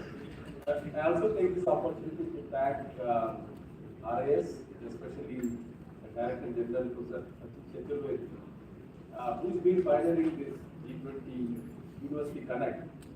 You know, the Prime Minister made a statement on December 1st, 2022. He said that G20 India should become a movement, not just an event. It should become a movement not just among bureaucrats in Delhi, but each and every citizen of this country in different parts of the country also. And as somebody pointed out, there are so many verticals in G20, and this was G20 University Connect is main event as part of the Ministry of External Affairs, and definitely we would like to see this event happening in at least 100 universities, and we still have 2 more months, and it's good to see that the century will be made by at the end of September. I have been part of the G20 University Connect in few events. As my previous speakers pointed out, this is the most colorful event, I must say. You know, I keep hearing about this campus from Professor Girish, but we really felt it since yesterday we are here. We feel it at every moment. The kind of, I must say, we are not forced to be happy, we are very happy. I was telling in the morning somebody that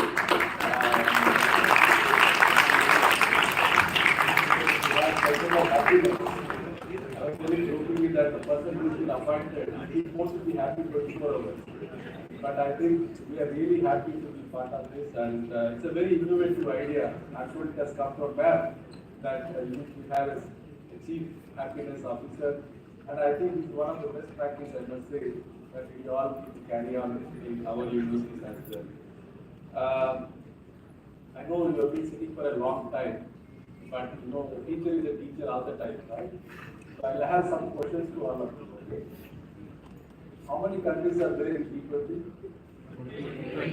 20. I know G20 means 20 also. But are really 20 countries are there? 90. What is the other one? 21? European. So you are all listening. So I think that is one way. Can you tell me among the G20 countries, who is the fastest growing economy last year? India. Are you sure? Yes. What is the growth rate? 7%.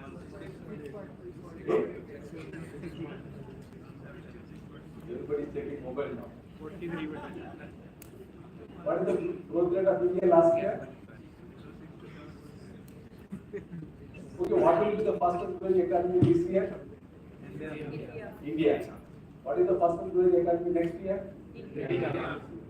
This is India's time, you know, whether the fastest growing economy.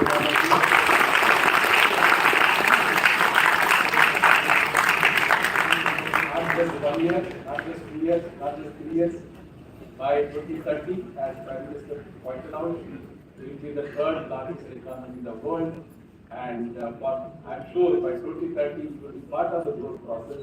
That is the reason I say we need to look at how India is growing, what are the areas it's growing, and it's going to be India's decade, not just decade, I think India's century in my view. By 2047, Honorable Prime Minister said that it's going to be Amrit Kal. What do you mean by Amrit Kal? Now all students are feeling uneasy now. What is meant by Amrit Kal? Backbenchers? I cannot even see that. What is meant by Amrit Kal? Prime Minister told Amrit Kal. Huh? Is that Amrit Kal? Anyway, we will become 100. Yes, please. So it means, let me break down the term first. The word Amrit means blessing or the good, and Kal means time frame. So this means that within the 2047, till the time 2047, year 2047, it will be the good time for India, as it will experience good growth in economy and its education as well. That's why it's Amrit Kal. Yeah, I appreciate your answer, but it's not really correct. Fine. Yes, please. I think your Ambedkar time period ending from 15 August because of it. Pardon me? I said that Ambedkar is the time period which begins from 15 August, our Independence Day. So the beginning from that day is Ambedkar for India. No?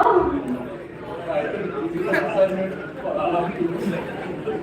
You all should submit an assignment to say what is meant by Ambedkar and what are the objectives of Ambedkar. Okay.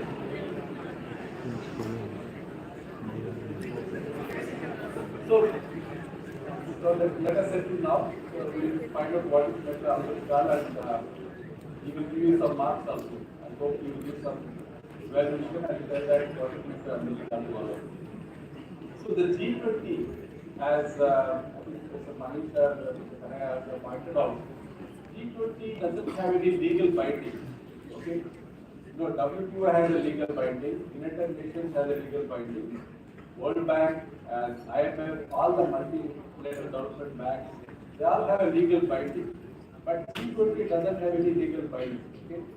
And it's just a group of people, group of countries, and they got together when there is a crisis.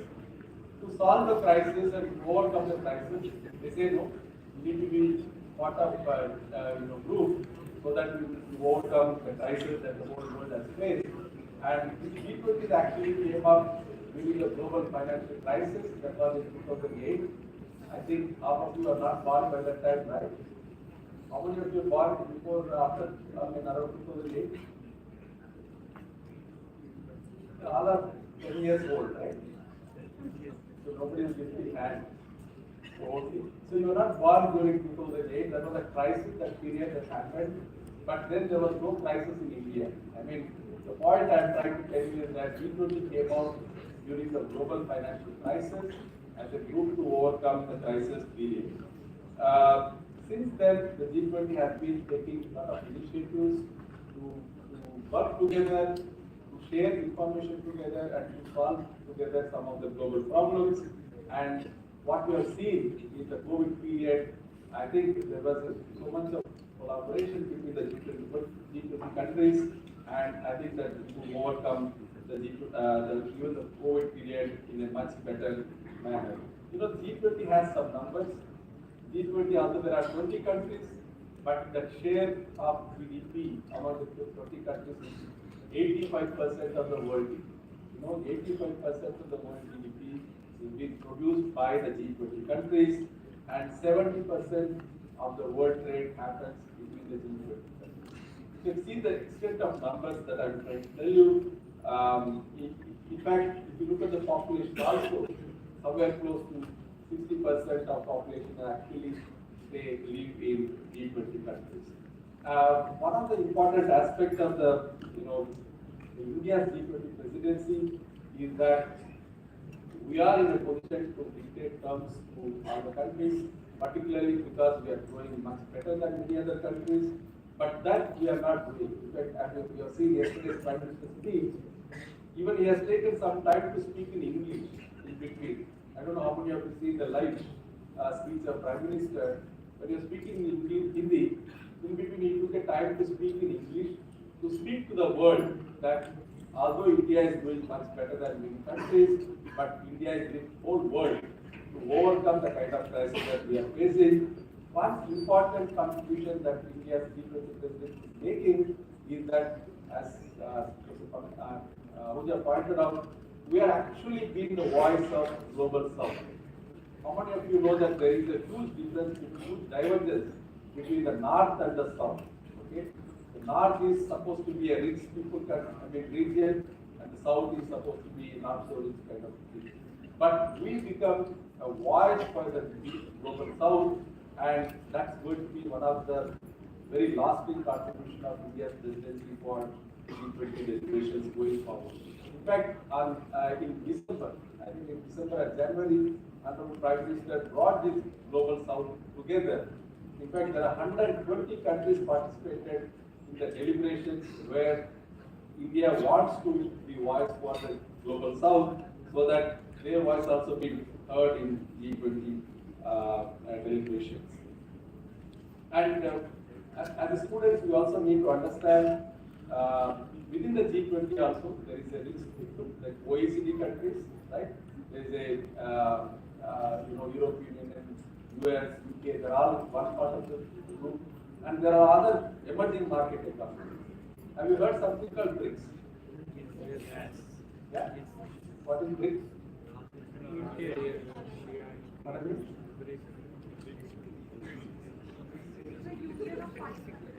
What is that? Sorry, I'm asking questions, okay? Russia, India, China,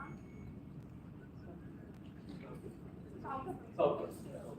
Would not take much time for South Africa. Prime Minister is in South Africa now. Okay? Yeah, thank you. So the BRICS is supposed to be a club of emerging market economies. Okay? Again, there is a separate grouping within the G20 which play as a power group. Now, in the BRICS, as I said that Brazil, Russia, India, China, and South Africa. For the last year, we had Indonesia as the president. Okay? Indonesia is one of the emerging market economies. This year, India. Next year is going to be Brazil. Next year is going to be South Africa. So 4 continuous periods. This is a very ripe period for emerging market economies to put more pressure on the developed countries like the United States. There's so much of hegemony. I think Professor Manish pointed out. There's so much of hegemony in the multilateral development banks, even in the United Nations, even in the World Bank or IMF. Despite India and China being big countries, or there are many other emerging market economies, our voice is not really heard in the multinational institutions. Again, how many of you read newspaper? I don't know. Generally, I assume that students don't read newspaper. Am I right or not? Yes. Right? Yes, no? Is that good or bad? They don't know. So anybody looks at newspaper in this, they are not reading newspaper. So we must have that newspaper as one of the important aspects. In my university, I keep talking to my students. The first lesson when I go to my class is that 5 minutes, one of the students will come and speak about what they read in the newspaper. Okay, so I think that has to be inculcated among the students. I really failed, but maybe somewhere some success will come up. So if you read the newspaper,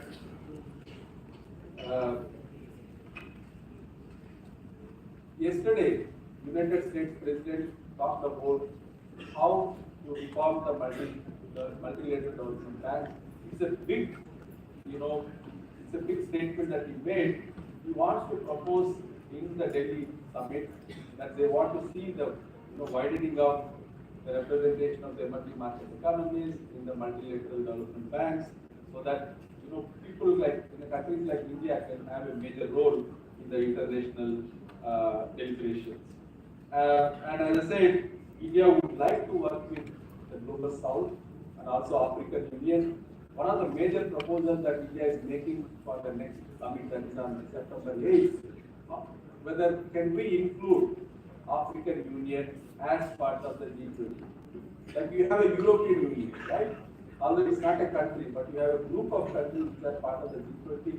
So the India is pushing a proposal whether we can have European Union also as part of the G20, because we want to be voice for not just the Global South, but also for African Union. In terms of going forward, there's 2 or 3 things that India is doing extremely well. Okay? One is we are talking about financial inclusion. Again, it's one of the SDG goals. Financial inclusion is one of the important aspect of the SDGs. How many of you know UPI? All of you know UPI, right? So UPI is a product that India is actually giving to the whole world. How many of you seen banks? Physical banks, not the board and all. Have you gone inside any side bank? I have not gone for the past 15 years, so I am asking. See, you don't go to bank anymore. Bank is in your hand. Okay? But if you go to advanced countries, even today, for some of the services, they have to go to bank. Okay? So the kind of technology that India has developed and has become a public good. I mean, I would like to make it specific here. When you say public good, what is meant by public good?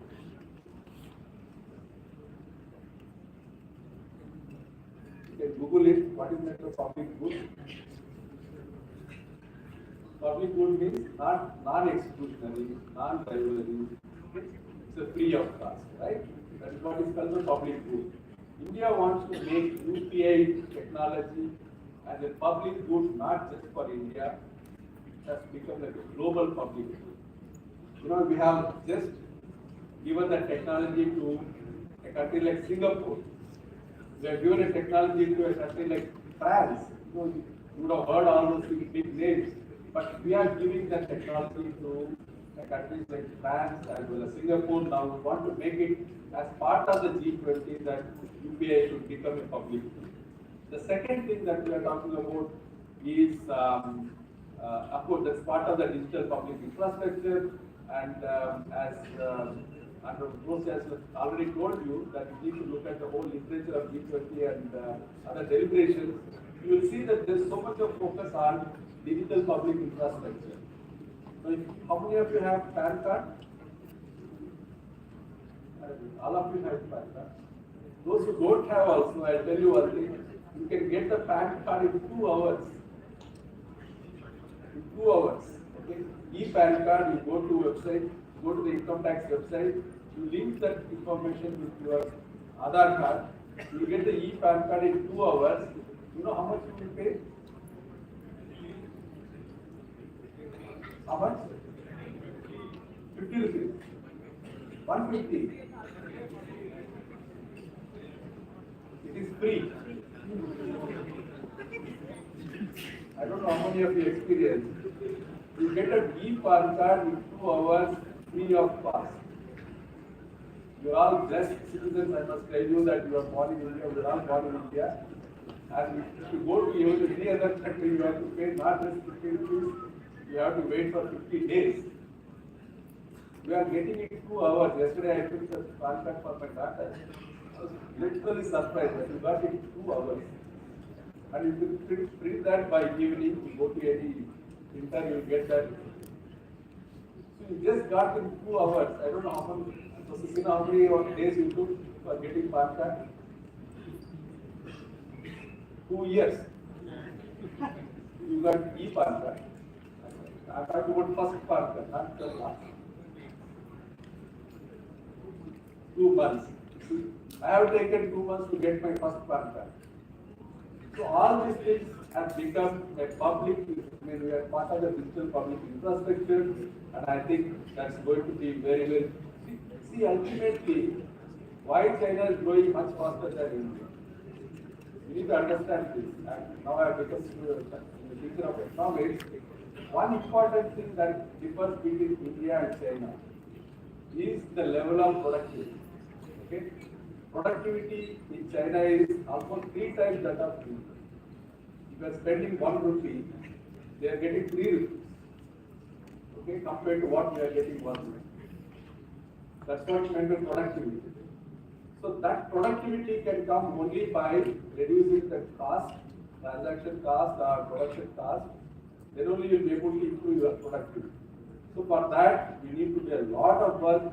So even after 20, 30 years also, you are not going to become topmost country in the world because there are the other 2 countries who are more productive than you.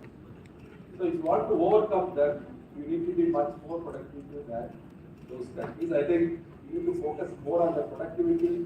That's where the role of SDGs come in a big way, where you can improve the human productivity, human capital, so that you will compete with productivity with other countries in the world. Couple of things I will just tell and stop here. The other 2 things that India is doing differently compared to other G20 presidency is that we have taken a different direction when it comes to women development. Now we are not talking about women development and all those things. We are talking about women-led development. Okay, where women is not treated like you have to give more incentive to the women and all these things. Now we are talking about where women lead the development. Now already Prof is actually leading that. She will be a role model for many of the people who are going to lead the development in this country. I'm very honored to be part of this event because it is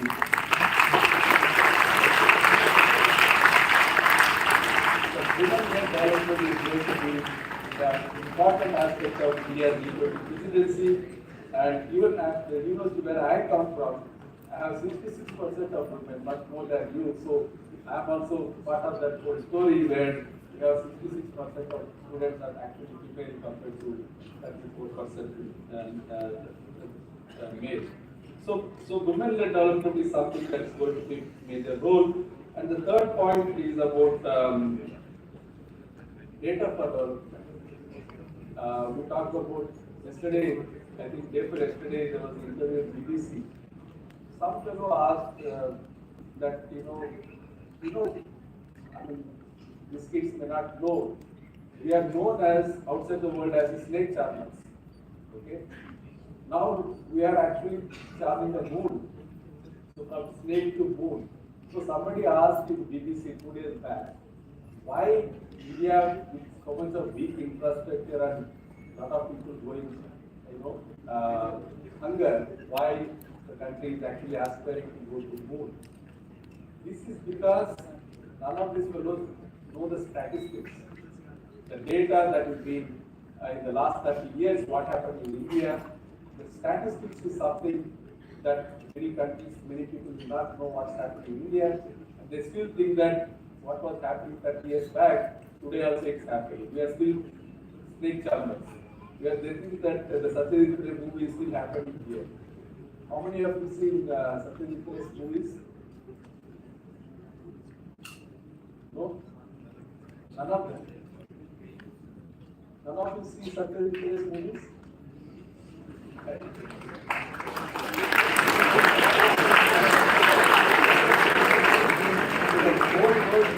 Only from Satyajit Ray's movies, where there are snake charmers. But we need to build some more movies now. You know? RRR, how many of you seen RRR?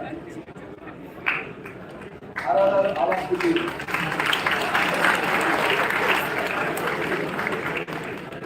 Something great to RRR. So we have seen a huge change, you know, the way, I think we still have to speak about what's happening in India. And for that, I think data is going to play a major role. And India G20 presidency is actually, there is a separate track on data for development. I think all of you should have a look at it. You know, whatever you listen and hear from all of us, don't believe. Okay? This is something I tell to my students. Please don't believe what all we are saying. You go back and see whether this data is available or not. You know, everybody will say, throw some numbers, but until unless we don't believe it, please don't believe what we are saying. Okay? So the data for development is something that we need to, I mean, India is actually, focusing more in our G20 presidency. But one last point I want to tell, and I just stop here. Although we have been growing much faster than many countries in the world, but there are many more challenges India is actually facing. One is the geopolitics that we are talking about, and there is something about geopolitics which is linked to geoeconomics. How many of you know that India has used the recent rice policy? I mean, I'm talking Punjab and Haryana. What happened to the rice? Anybody knows what happened? Yes, please. Export of rice has been banned. Yes, please. The rice export has been banned. Banned. Okay. Why did we ban? Because of limited supply of Winter supply. You have not got any villages nearby. There's so much of production happening around you.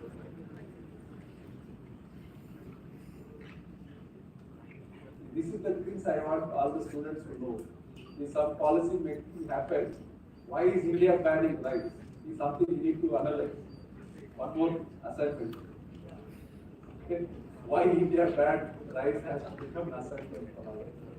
Now India is using rice as a diplomacy to counter the oil diplomacy that Gulf countries are doing. Okay. You need to understand the whole politics behind it. Okay. There is something else India has done recently, something they banned before.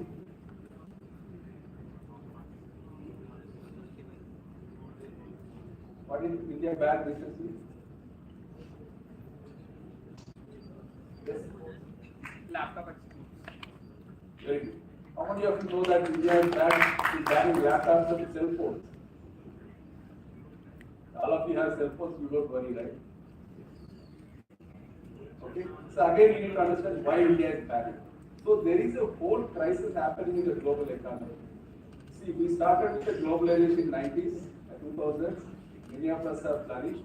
They have taken advantage of the globalization. But now, what's happening is that there's a kind of de-globalization is happening. Okay. There's going to be restriction between the trade between the two countries. Now we're talking about rice, we're talking about laptops, cell phones, right? So all those things are going to play a major role going forward, and we need to see how India is going to sustain the kind of high growth that we have. And you know, China is slowing down. We are talking about China is slowing down, right? Is China slowing down? I think I have asked so many questions. No, I'm not asking. China is actually slowing down. Right now there are 3%. Because of China's slowdown, you know who is suffering? US.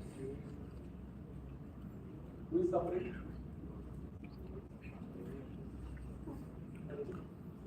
Yes. Madam is telling, you should be telling all these things. United States is suffering because of China's slowdown.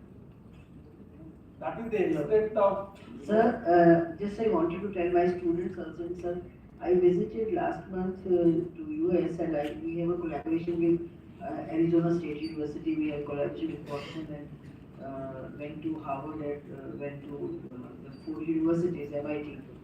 So you will be amazed to know that US is in a trauma. So if all our Indians working there, IT guys working there, comes back to India, so they will, they will collapse. And there was so much of scarcity of the people. Every shop they have written, we are hiring, we are hiring. So there was no food to eat, sir. And our students are going to be paying so much of fees to US and UK. I saw both the countries within last 2 months and it was so scary. And we are enjoying. You see our airports, you see our railway stations, they're full of people, full of people. Airports are like a stations, railway stations. And their airports are in such a bad shape. We should be proud of our infrastructure. So actually we should praise our people who are working for us. So I have seen from naked eyes that it is so bad. So now actually our railway stations have become like airports. It's the other way around. So the point I'm trying to say is that we are all connected world, okay?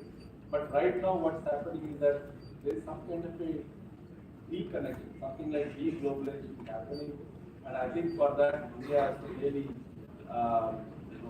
play a larger role how we can overcome this de-globalization. And all the G20 deliberations, one institution will forget to talk. Can you tell me which institution? Because we forget to talk, so we forget. Why India is much better place today compared to any other countries?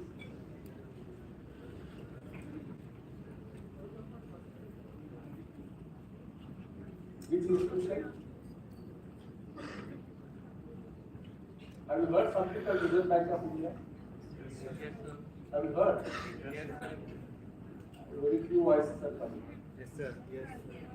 So there is one institution in this country which is not affected by politics or economics or COVID, is that Reserve Bank of India. Reserve Bank of India is like Indian Army.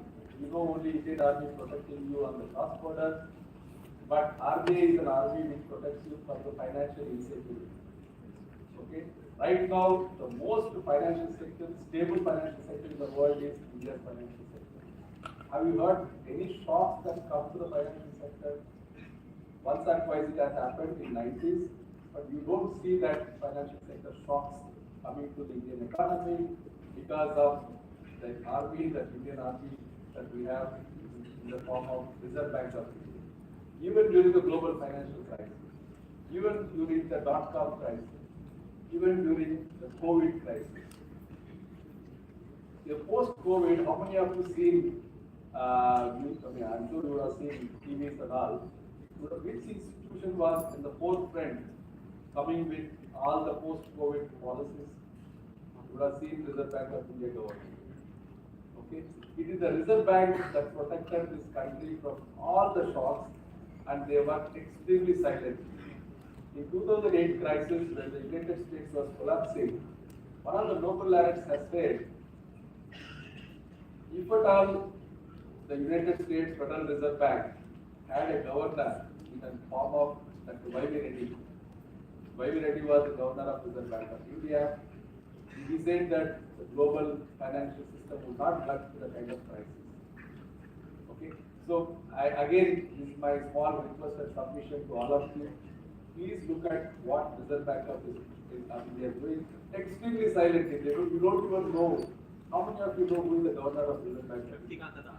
Not the seniors, please. You are senior or what? Fresh batch. Okay. How many of you know who is the governor of Reserve Bank? Don't talk now. I think lift the hands up, please. How many of you know governor of Reserve Bank? See, you don't even know, that's very good. So that silently they are working. Okay? And we have given one more thing to the world. Always there is a fiscal and monetary policy. The government of India, Reserve Bank, they keep fighting. Okay? They keep fighting. I'm sure you know that in one instance, governor has to resign and go. That never happened. Okay? And one governor has told, I am so and so, I do what I do. Right? There are so many books which Reserve Bank governors have written, but this time around, the kind of fiscal monetary policy coordination, again it has become a best example for G20 countries, what kind of a coordination that needs to have between the finance ministry and Reserve Bank. It has not been discussed much in the G20 deliberations. The kind of cooperation coordination happens between fiscal and monetary policy is the root cause of why India is still the fastest growing large economy in the world. So please appreciate the whole purpose of G20 Connect with the universities is to bring these kind of issues. So again, the third assignment for all of you is that what is that RBI has done in the last 3 years to protect India's financial system? I think these 3 assignments you should share me the evaluation also, and then only I'll be happy that it is successful event. Okay? Thank you so much for all your attention.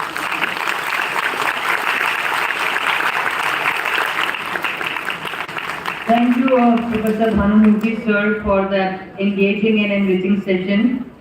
I think all of us, having listened to you, if I sum up in one line, what you have talked about India today, yesterday, and tomorrow is सारे जहाँ से अच्छा हिंदुस्तान हमारा, हम बुलबुलें हैं इसकी, ये हिंदुस्तान हमारा, कुछ बात है कि हस्ती मिट्टी नहीं हमारी, सदियों रहा है दुश्मन दोहरे जहाँ हमारा. This brings us to the three lecture series. Now it's an amazing time when we have the brilliant minds of Chitkara University for an open house. We'll just have few questions from all of you, few questions, 3, 4, 5, and they'll be answered by our galaxy of academicians on stage.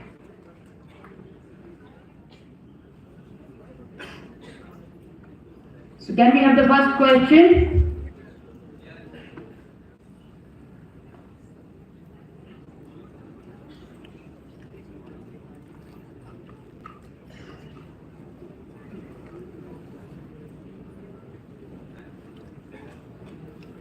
So can we have the first question, please?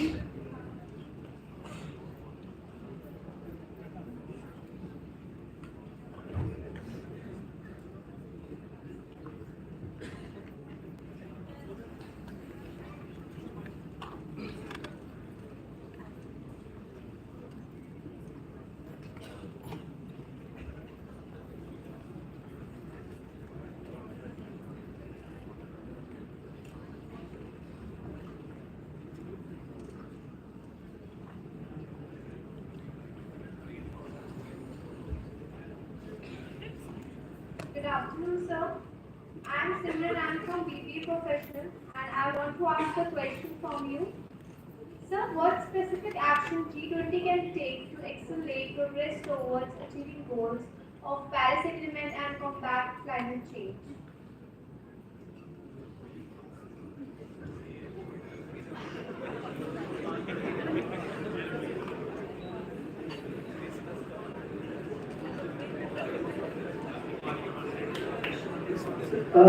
We have couple of questions together. I think we have one student here also. Kindly maintain silence first thing. Second, those who are supposed to ask questions, kindly stand. So we'll have couple of questions together and they'll answer all the questions. Get the mic on this side.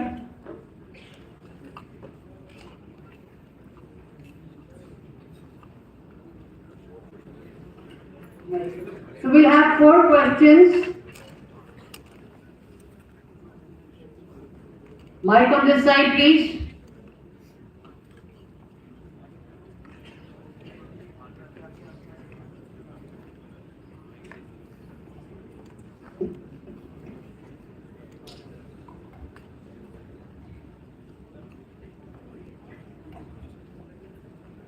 So first of all, greetings to all. Silence, please. And question of mine is that the China's exports are above $3 trillion. So why it is a manufacturing growth, especially in electronics? Pass on the mic. We have another question. Thank you.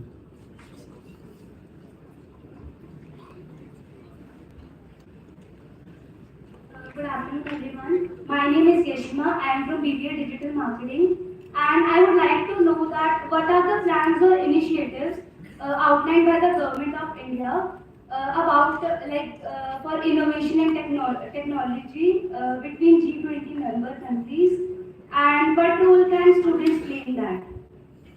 Thank you. Thank you for the question. Yes.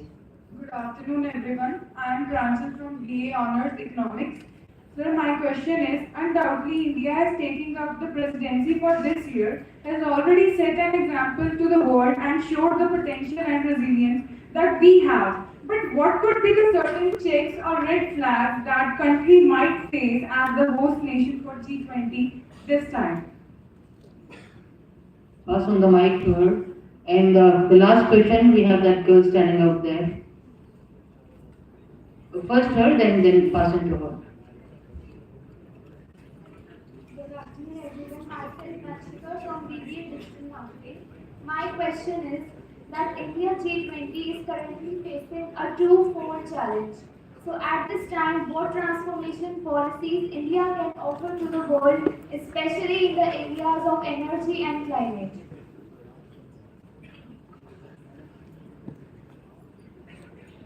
So the last question on that side.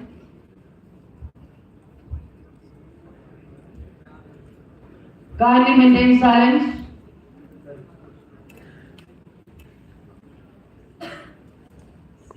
Good afternoon, sir. My name is Mahi and I am from the BBA FinTech department. And I would like to know that what strategies G20 nations have formulated in order to focus on the areas that have the potential to bring structural transformation. Thank you, students, for your questions. Over to the Galaxy for admissions on stage.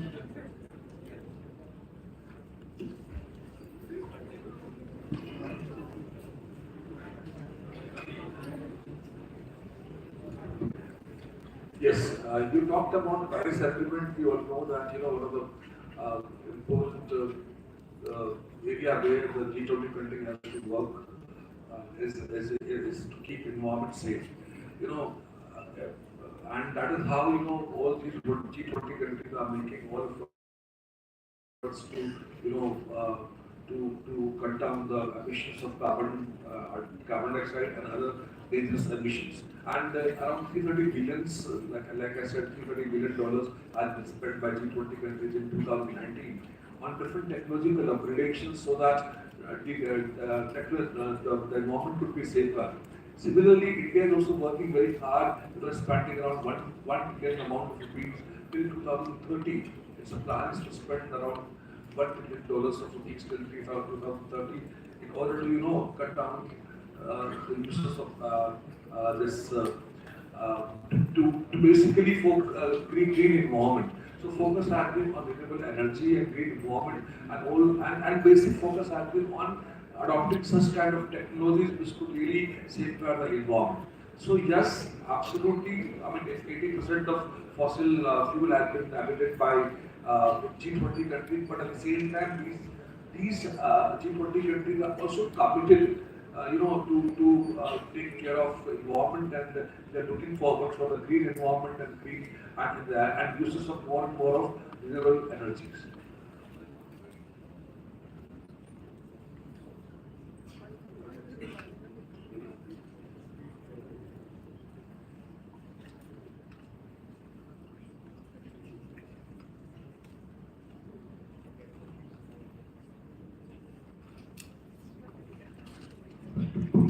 Yeah, I think I'll take a couple of questions.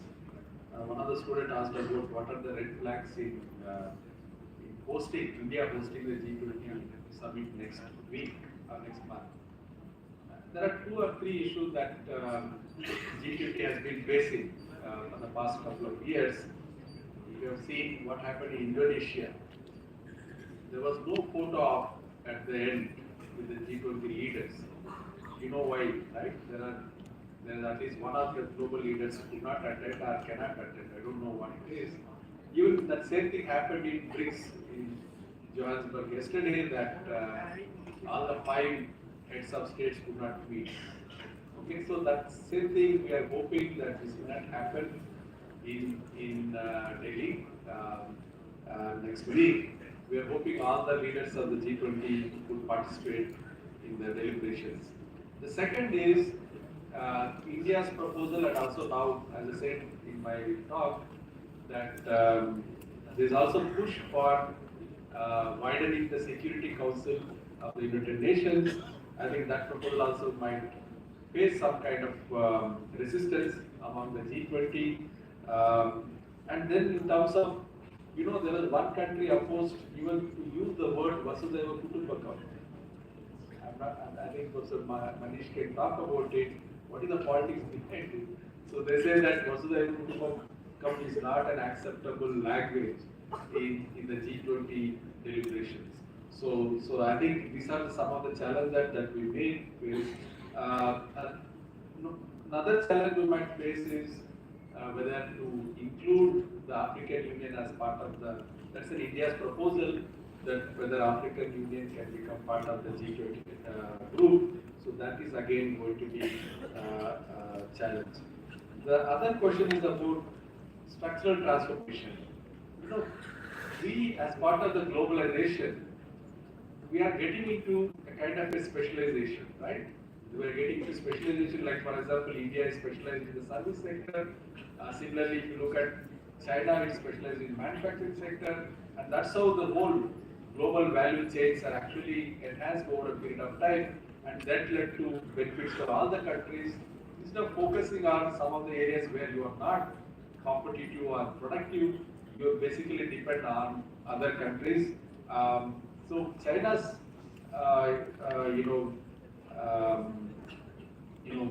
China doing extremely well in the manufacturing sector for a simple reason. I'll come back to the basics. Output is a function of input. I think it's a very simple arithmetic.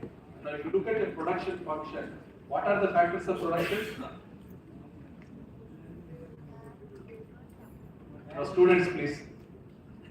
What are factors of production? Land, labor, capital, right? So if you compare these 3 things between China and India, for manufacturing sector you need land, labor, capital. For service sector you only need labor and capital, right? So land is a major constraint in India. You have a very segmented land markets. You also have, the land is not available for manufacturing sector. Somebody was saying, even to start a university, you don't have land in this country, although there is so much of land available. But I think the land is something, the land reforms, not the old land reforms, we are talking about the new land reforms, is not really happening in this country. So that's one thing which is creating constraints for India to become a manufacturing hub. The second is the labor market reforms. Okay, the labor market reforms are also not taken up in a big way. In fact, that is not really conducive for the manufacturing sector. I think recently Karnataka has passed some of the labor reforms. I know in Rajasthan there is some kind of reforms, but not all states have adopted that labor reforms. Until that doesn't happen, it's very difficult for manufacturing sector to really perform. In terms of innovation, again I bring that topic of how yesterday Prime Minister spoke about it in English after the moon landing. He said that G20 presidency should enhance the cooperation between the countries in terms of innovation, right? So space innovation, he was talking about it. He was talking about medicine, the area of medicine where you can have cooperation. And as I think one of the speakers told about how India become a vaccination hub, for the whole world. So that itself shows that there is some kind of a collaboration between the countries when it comes to innovation in some of the sectors, but not necessarily in all the sectors. I think that is something certainly part of the deliberations even in the India G20 presidency next year. So I'll stop here and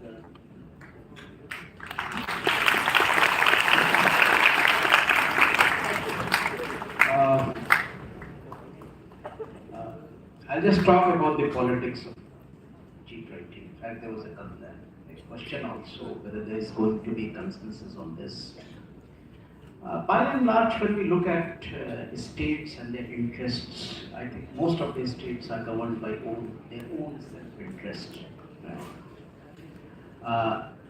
If we talk about Indonesia, when India took the presidency, there was one picture which actually stands out, and that was Prime Minister Modi going and meeting the Chinese people.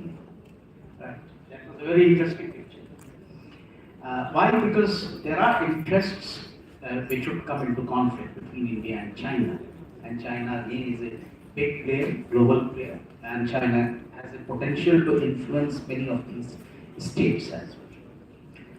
But when it comes to negotiations, please understand, most of these negotiations, when they happen, decisions are taken by consensus. G20 is like a forum. It does not have an office, right? When we talk of WTO, they have a full-fledged headquarters, right? You can go debate, discuss. There are elements of litigation as well. But when it comes to G20, there is nothing of that sort. There are issues which are of common interest, as we talk in international politics about global commons, right? Issues which actually transcend national boundaries, like when it comes to climate, environment, right? Water, resource, energy. These are issues which we can say global commons. When it comes to issues of this sort, I think there can be areas wherein there could be a win-win situation for most of the countries. So, when we are talking about climate sustainability, or say energy transition, or even if we are talking about manufacturing chips, I think these are issues which are going to drive the global politics, or for that matter, even food security, health security. These are issues which are actually going to dominate the discourse. What will possibly happen? And over the last few months, we have seen that these issues are intensely, widely debated at various forums across the country. This has been the beauty of India's presidency, right from Kashmir to Kanhaiya. We have had one or the other event related to G20. So I would be happy to see, even if the consensus does not evolve, at least India will be able to initiate a debate and dialogue on many of these issues. I think this is going to sensitize the world. On the issue of Vasudhaiva Kutumbakam, it is a phrase which comes from, kahan se aata hai batao? For the students. It comes, yeah, please. Sanskrit. Sir, Sanskrit. No, that's the line. It comes from Upanishad. So, but please understand, it does not have a religious connotation, right?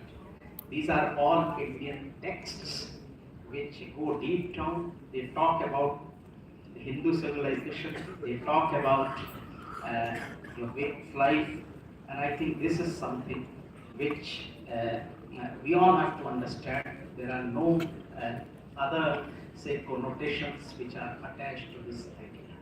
Otherwise, also, if you translate, it's one earth, one family, and I think this is a issue which no one can contest and debate. So, from my side, I think that's it. Yeah. Thank you. Thank you, everyone. Wonderful questions and good answers. Dear esteemed guests on stage, we feature a range of competitions designed to foster engagement and awareness among young minds on G20 related themes. These competitions included poster making, collage making, blog writing, and essay writing. And the winner making competition, first I would like to invite Head of Jury Panel, Professor U.P. Sinha, former Vice-Chancellor, Central University, Haryana, Mahendragarh, and Professor N.R. Bhnaumurthy, Vice-Chancellor of Bangalore, on the stage for prize distribution, please. The first prize for poster making competition has been backed by Garima, BA Honours Economics with Data Science. She belongs to this program. Second position by Arshdeep Kaur from BCom Honours, and Vibha Kondal by BBA from BBA Professionals. So I request both the sirs to please come forward. Sinaji, again. Sir, I request you to please come forward, both of you. And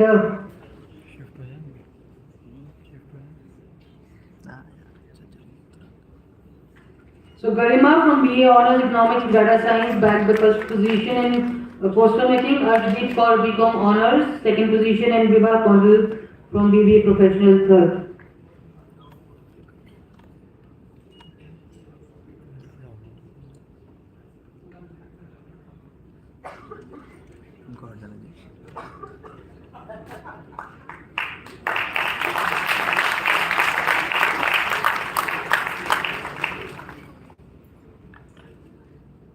So Arshdeep Kaur.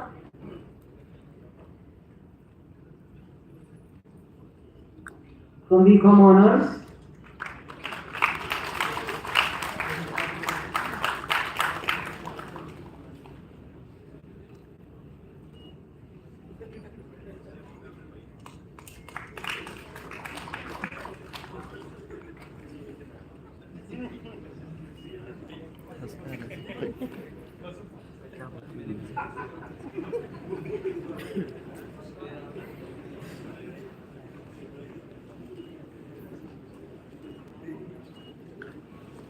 Vibha Kondal from BBA Professional.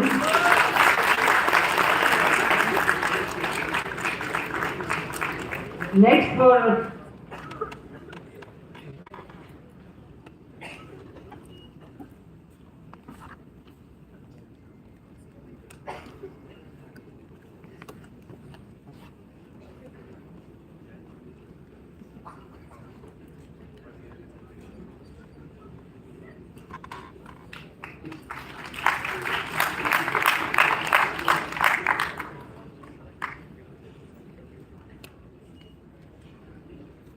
next for class meeting competition, I invite, we are not joined by the jury panel head, Dr. Ashutosh Mishra, who is Dean from Chitkara School of Mass Communication.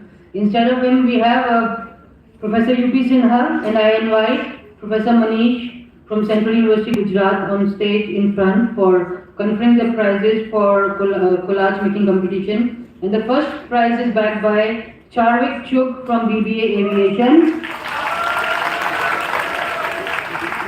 Professor U.P. Sinha and Professor Manish doing the honors, please.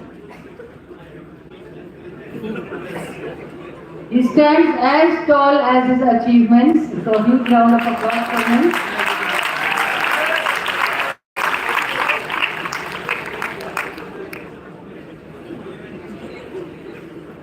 Kindly maintain silence. Charvik Chuk bags first position for collage making competition.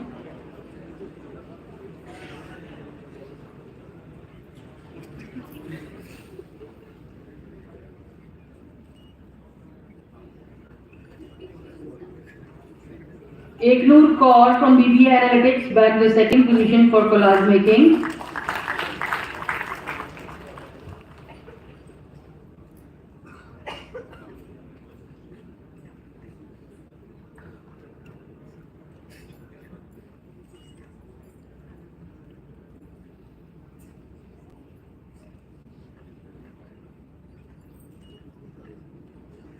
Sarthak Kohli from BBA FinTech bagged the third position in collage making.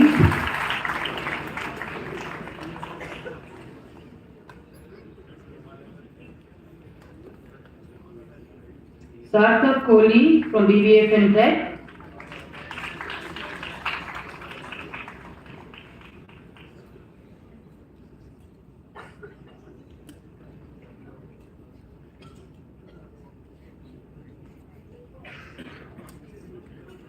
And the first First runner-up is Satnam Kohli from BBA Logistics and Supply Chain Management.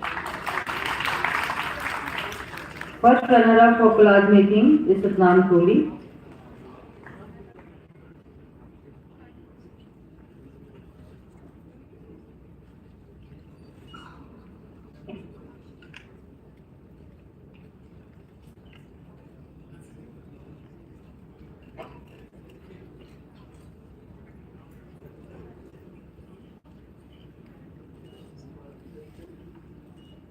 For essay writing competition, I invite on stage Head of Jury Panel Professor Narinder Singh Garcha, Dean Sales and Marketing, and Dr. Rahul Ranjan, Consultant RIS on stage for prize distribution. As I announced the names, the first prize is backed by Shloka from UBA Digital Marketing for essay writing competition. So let's appreciate everyone. Shloka from BBA Digital Marketing bagged the first prize for essay writing.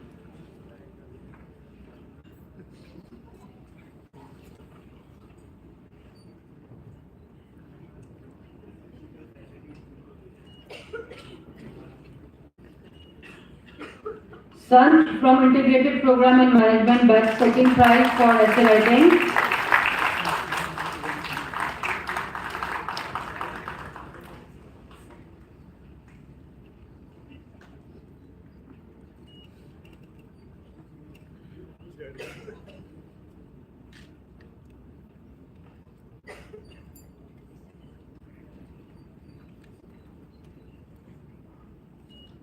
Ruhan from BBA Retail Management bagged the third prize for the same.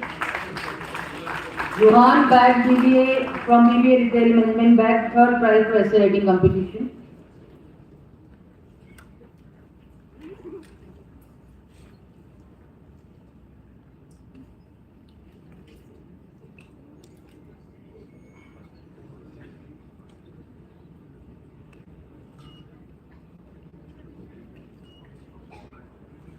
For blog writing competition, Head of Jury Panel Professor Kuldeep Chand Roje, Dean Academics Chitkara Center for Continuing Education, Chitkara University, Professor Kshitij Kapoor, Director Strategy, Chitkara Center for Continuing Education, and Professor Kanhaiya Ahuja, Devi Ahilya University, Indore. I invite three of them on stage for the prize distribution as I announced the names of the winners. For blog writing, this is Harshita Sharma, MBA, Human Resource student. Harshita Sharma.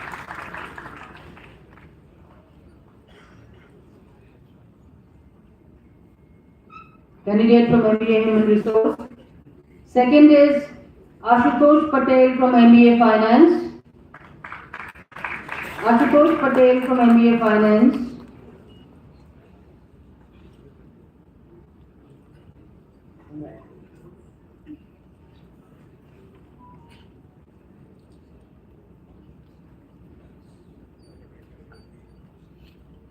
Third is Dhruv Shankar from MBA Supply Chain Management.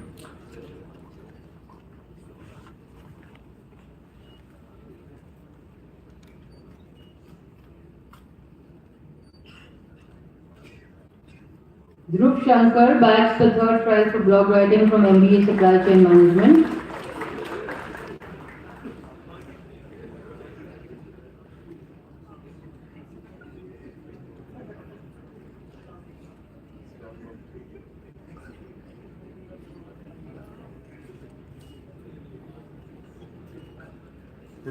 So Piyush Makkar, first runner-up from MBA Supply Chain Management again.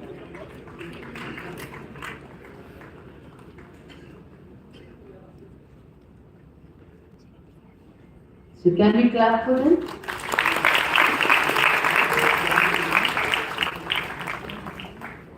Second runner-up for this is Rochan Datta from MBA Finance. Rochan Datta, second prize for blog writing competition from MBA Finance.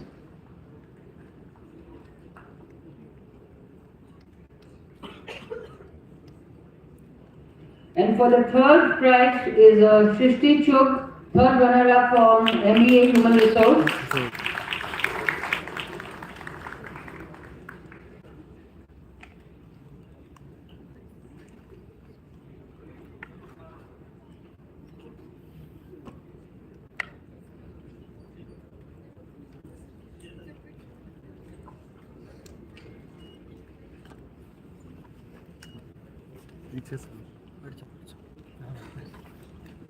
Thank you everyone for doing the honors. Now I have the pleasure of inviting Professor Dhiresh Shrestha, Dean Faculty of Economics, Chitkara University, to propose vote of thanks.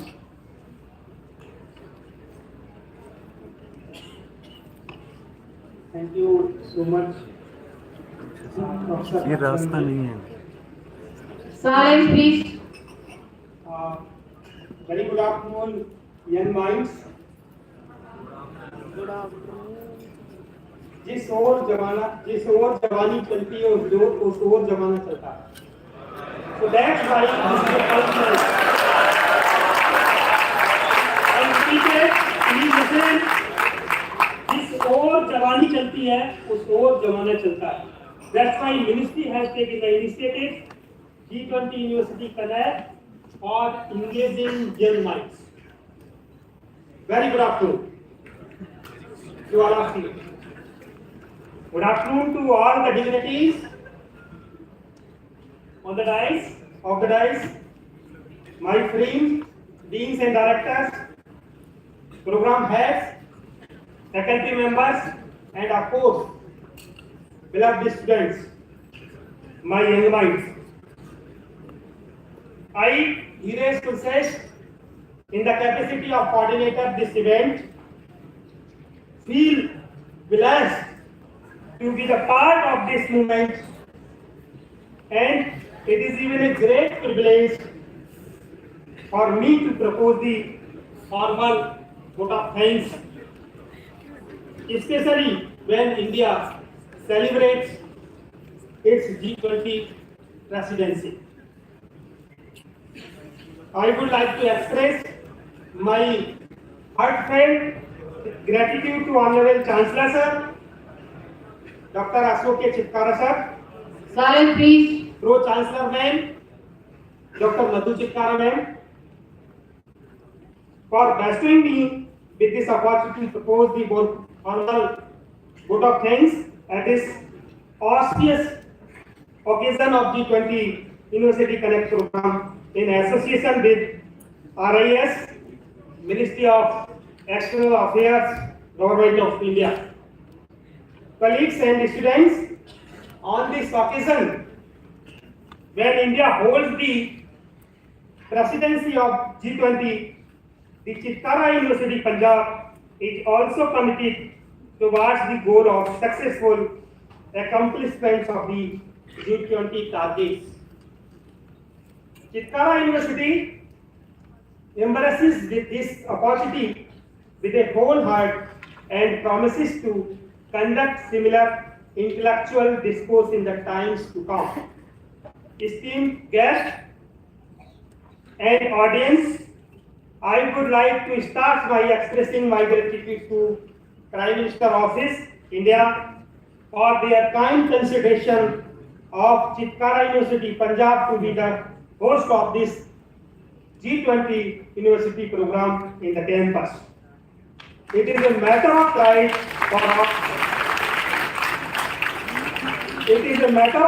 for us to celebrate India's presidency of G20 and allowing us to host the G20 University Connect program, increasing our motivation exponentially.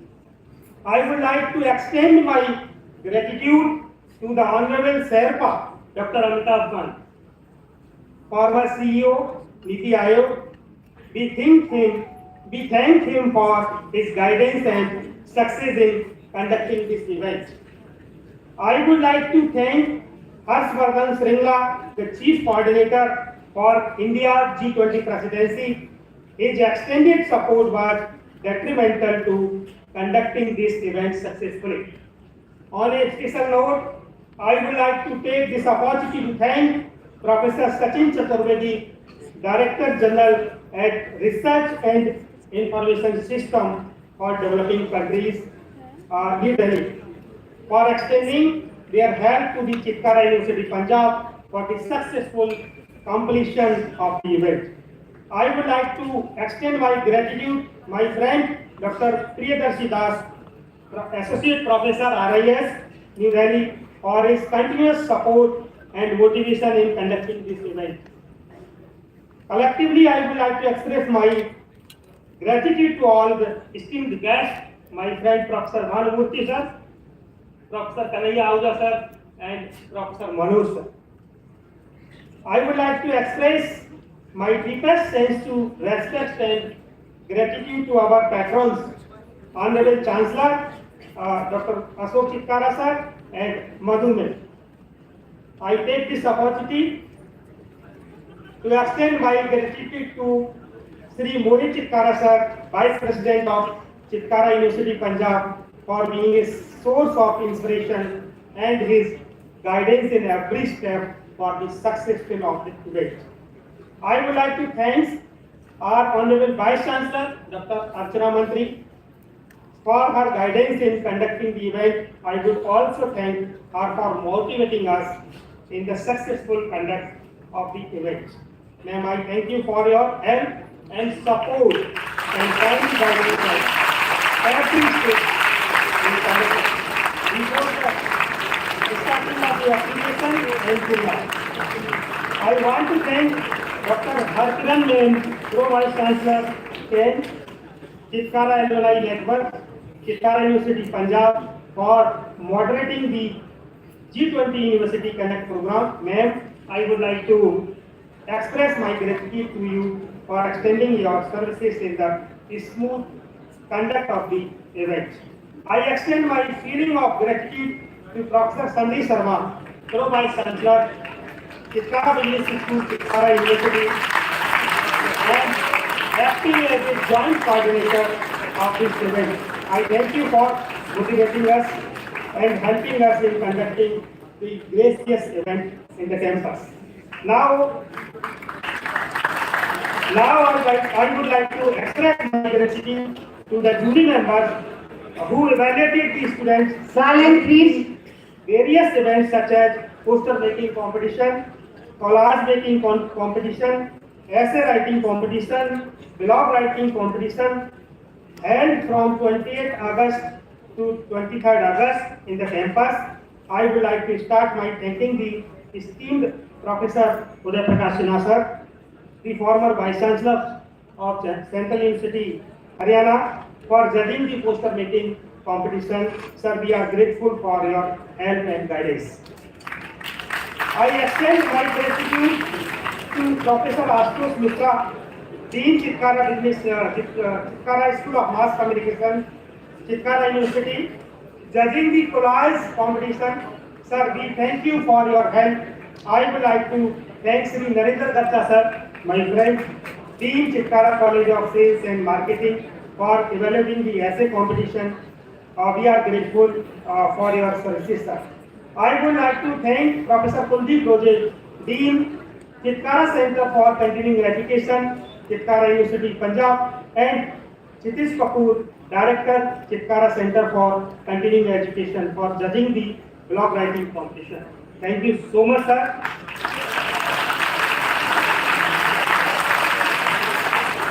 I am filled with profound gratitude for the remarkable efforts and dedication by the organizing committee of the Chitkara University. I would like to thank my colleague as acting as organizing secretary, Dr. Abhishek Anand, Dr. Narendra Kumar, Silence, please. Dr. Varun Kulshrestha, and Dr. Sweta Gupta for their extended help to conducting successfully this event in the campus. I would like to thank Ms. Mahima Basist from branding team, technical team, and in the grand tapestry of successful events, the role of the students volunteers of Chitkara University.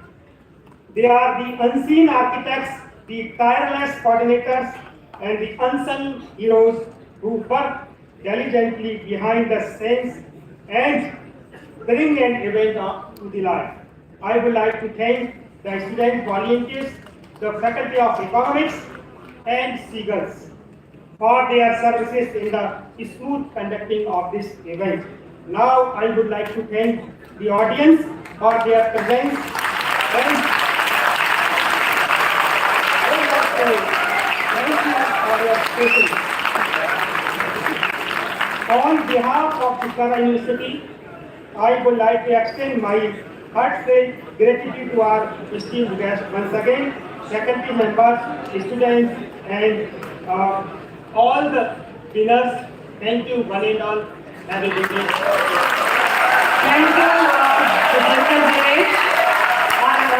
Chancellor always said reality of reality, and I think in his letter of state he has done that. It was an amazing day of learning for all of us, and now I request everyone to kindly rise and stand for national anthem, please.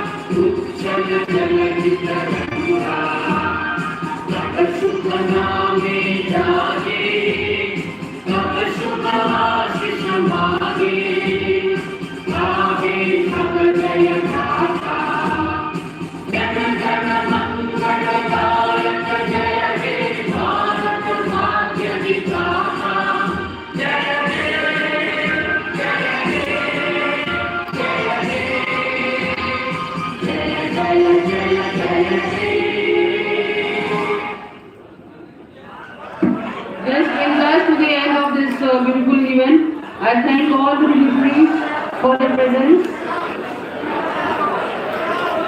I invite them to join for a photograph. Students, thank you for your being a wonderful audience.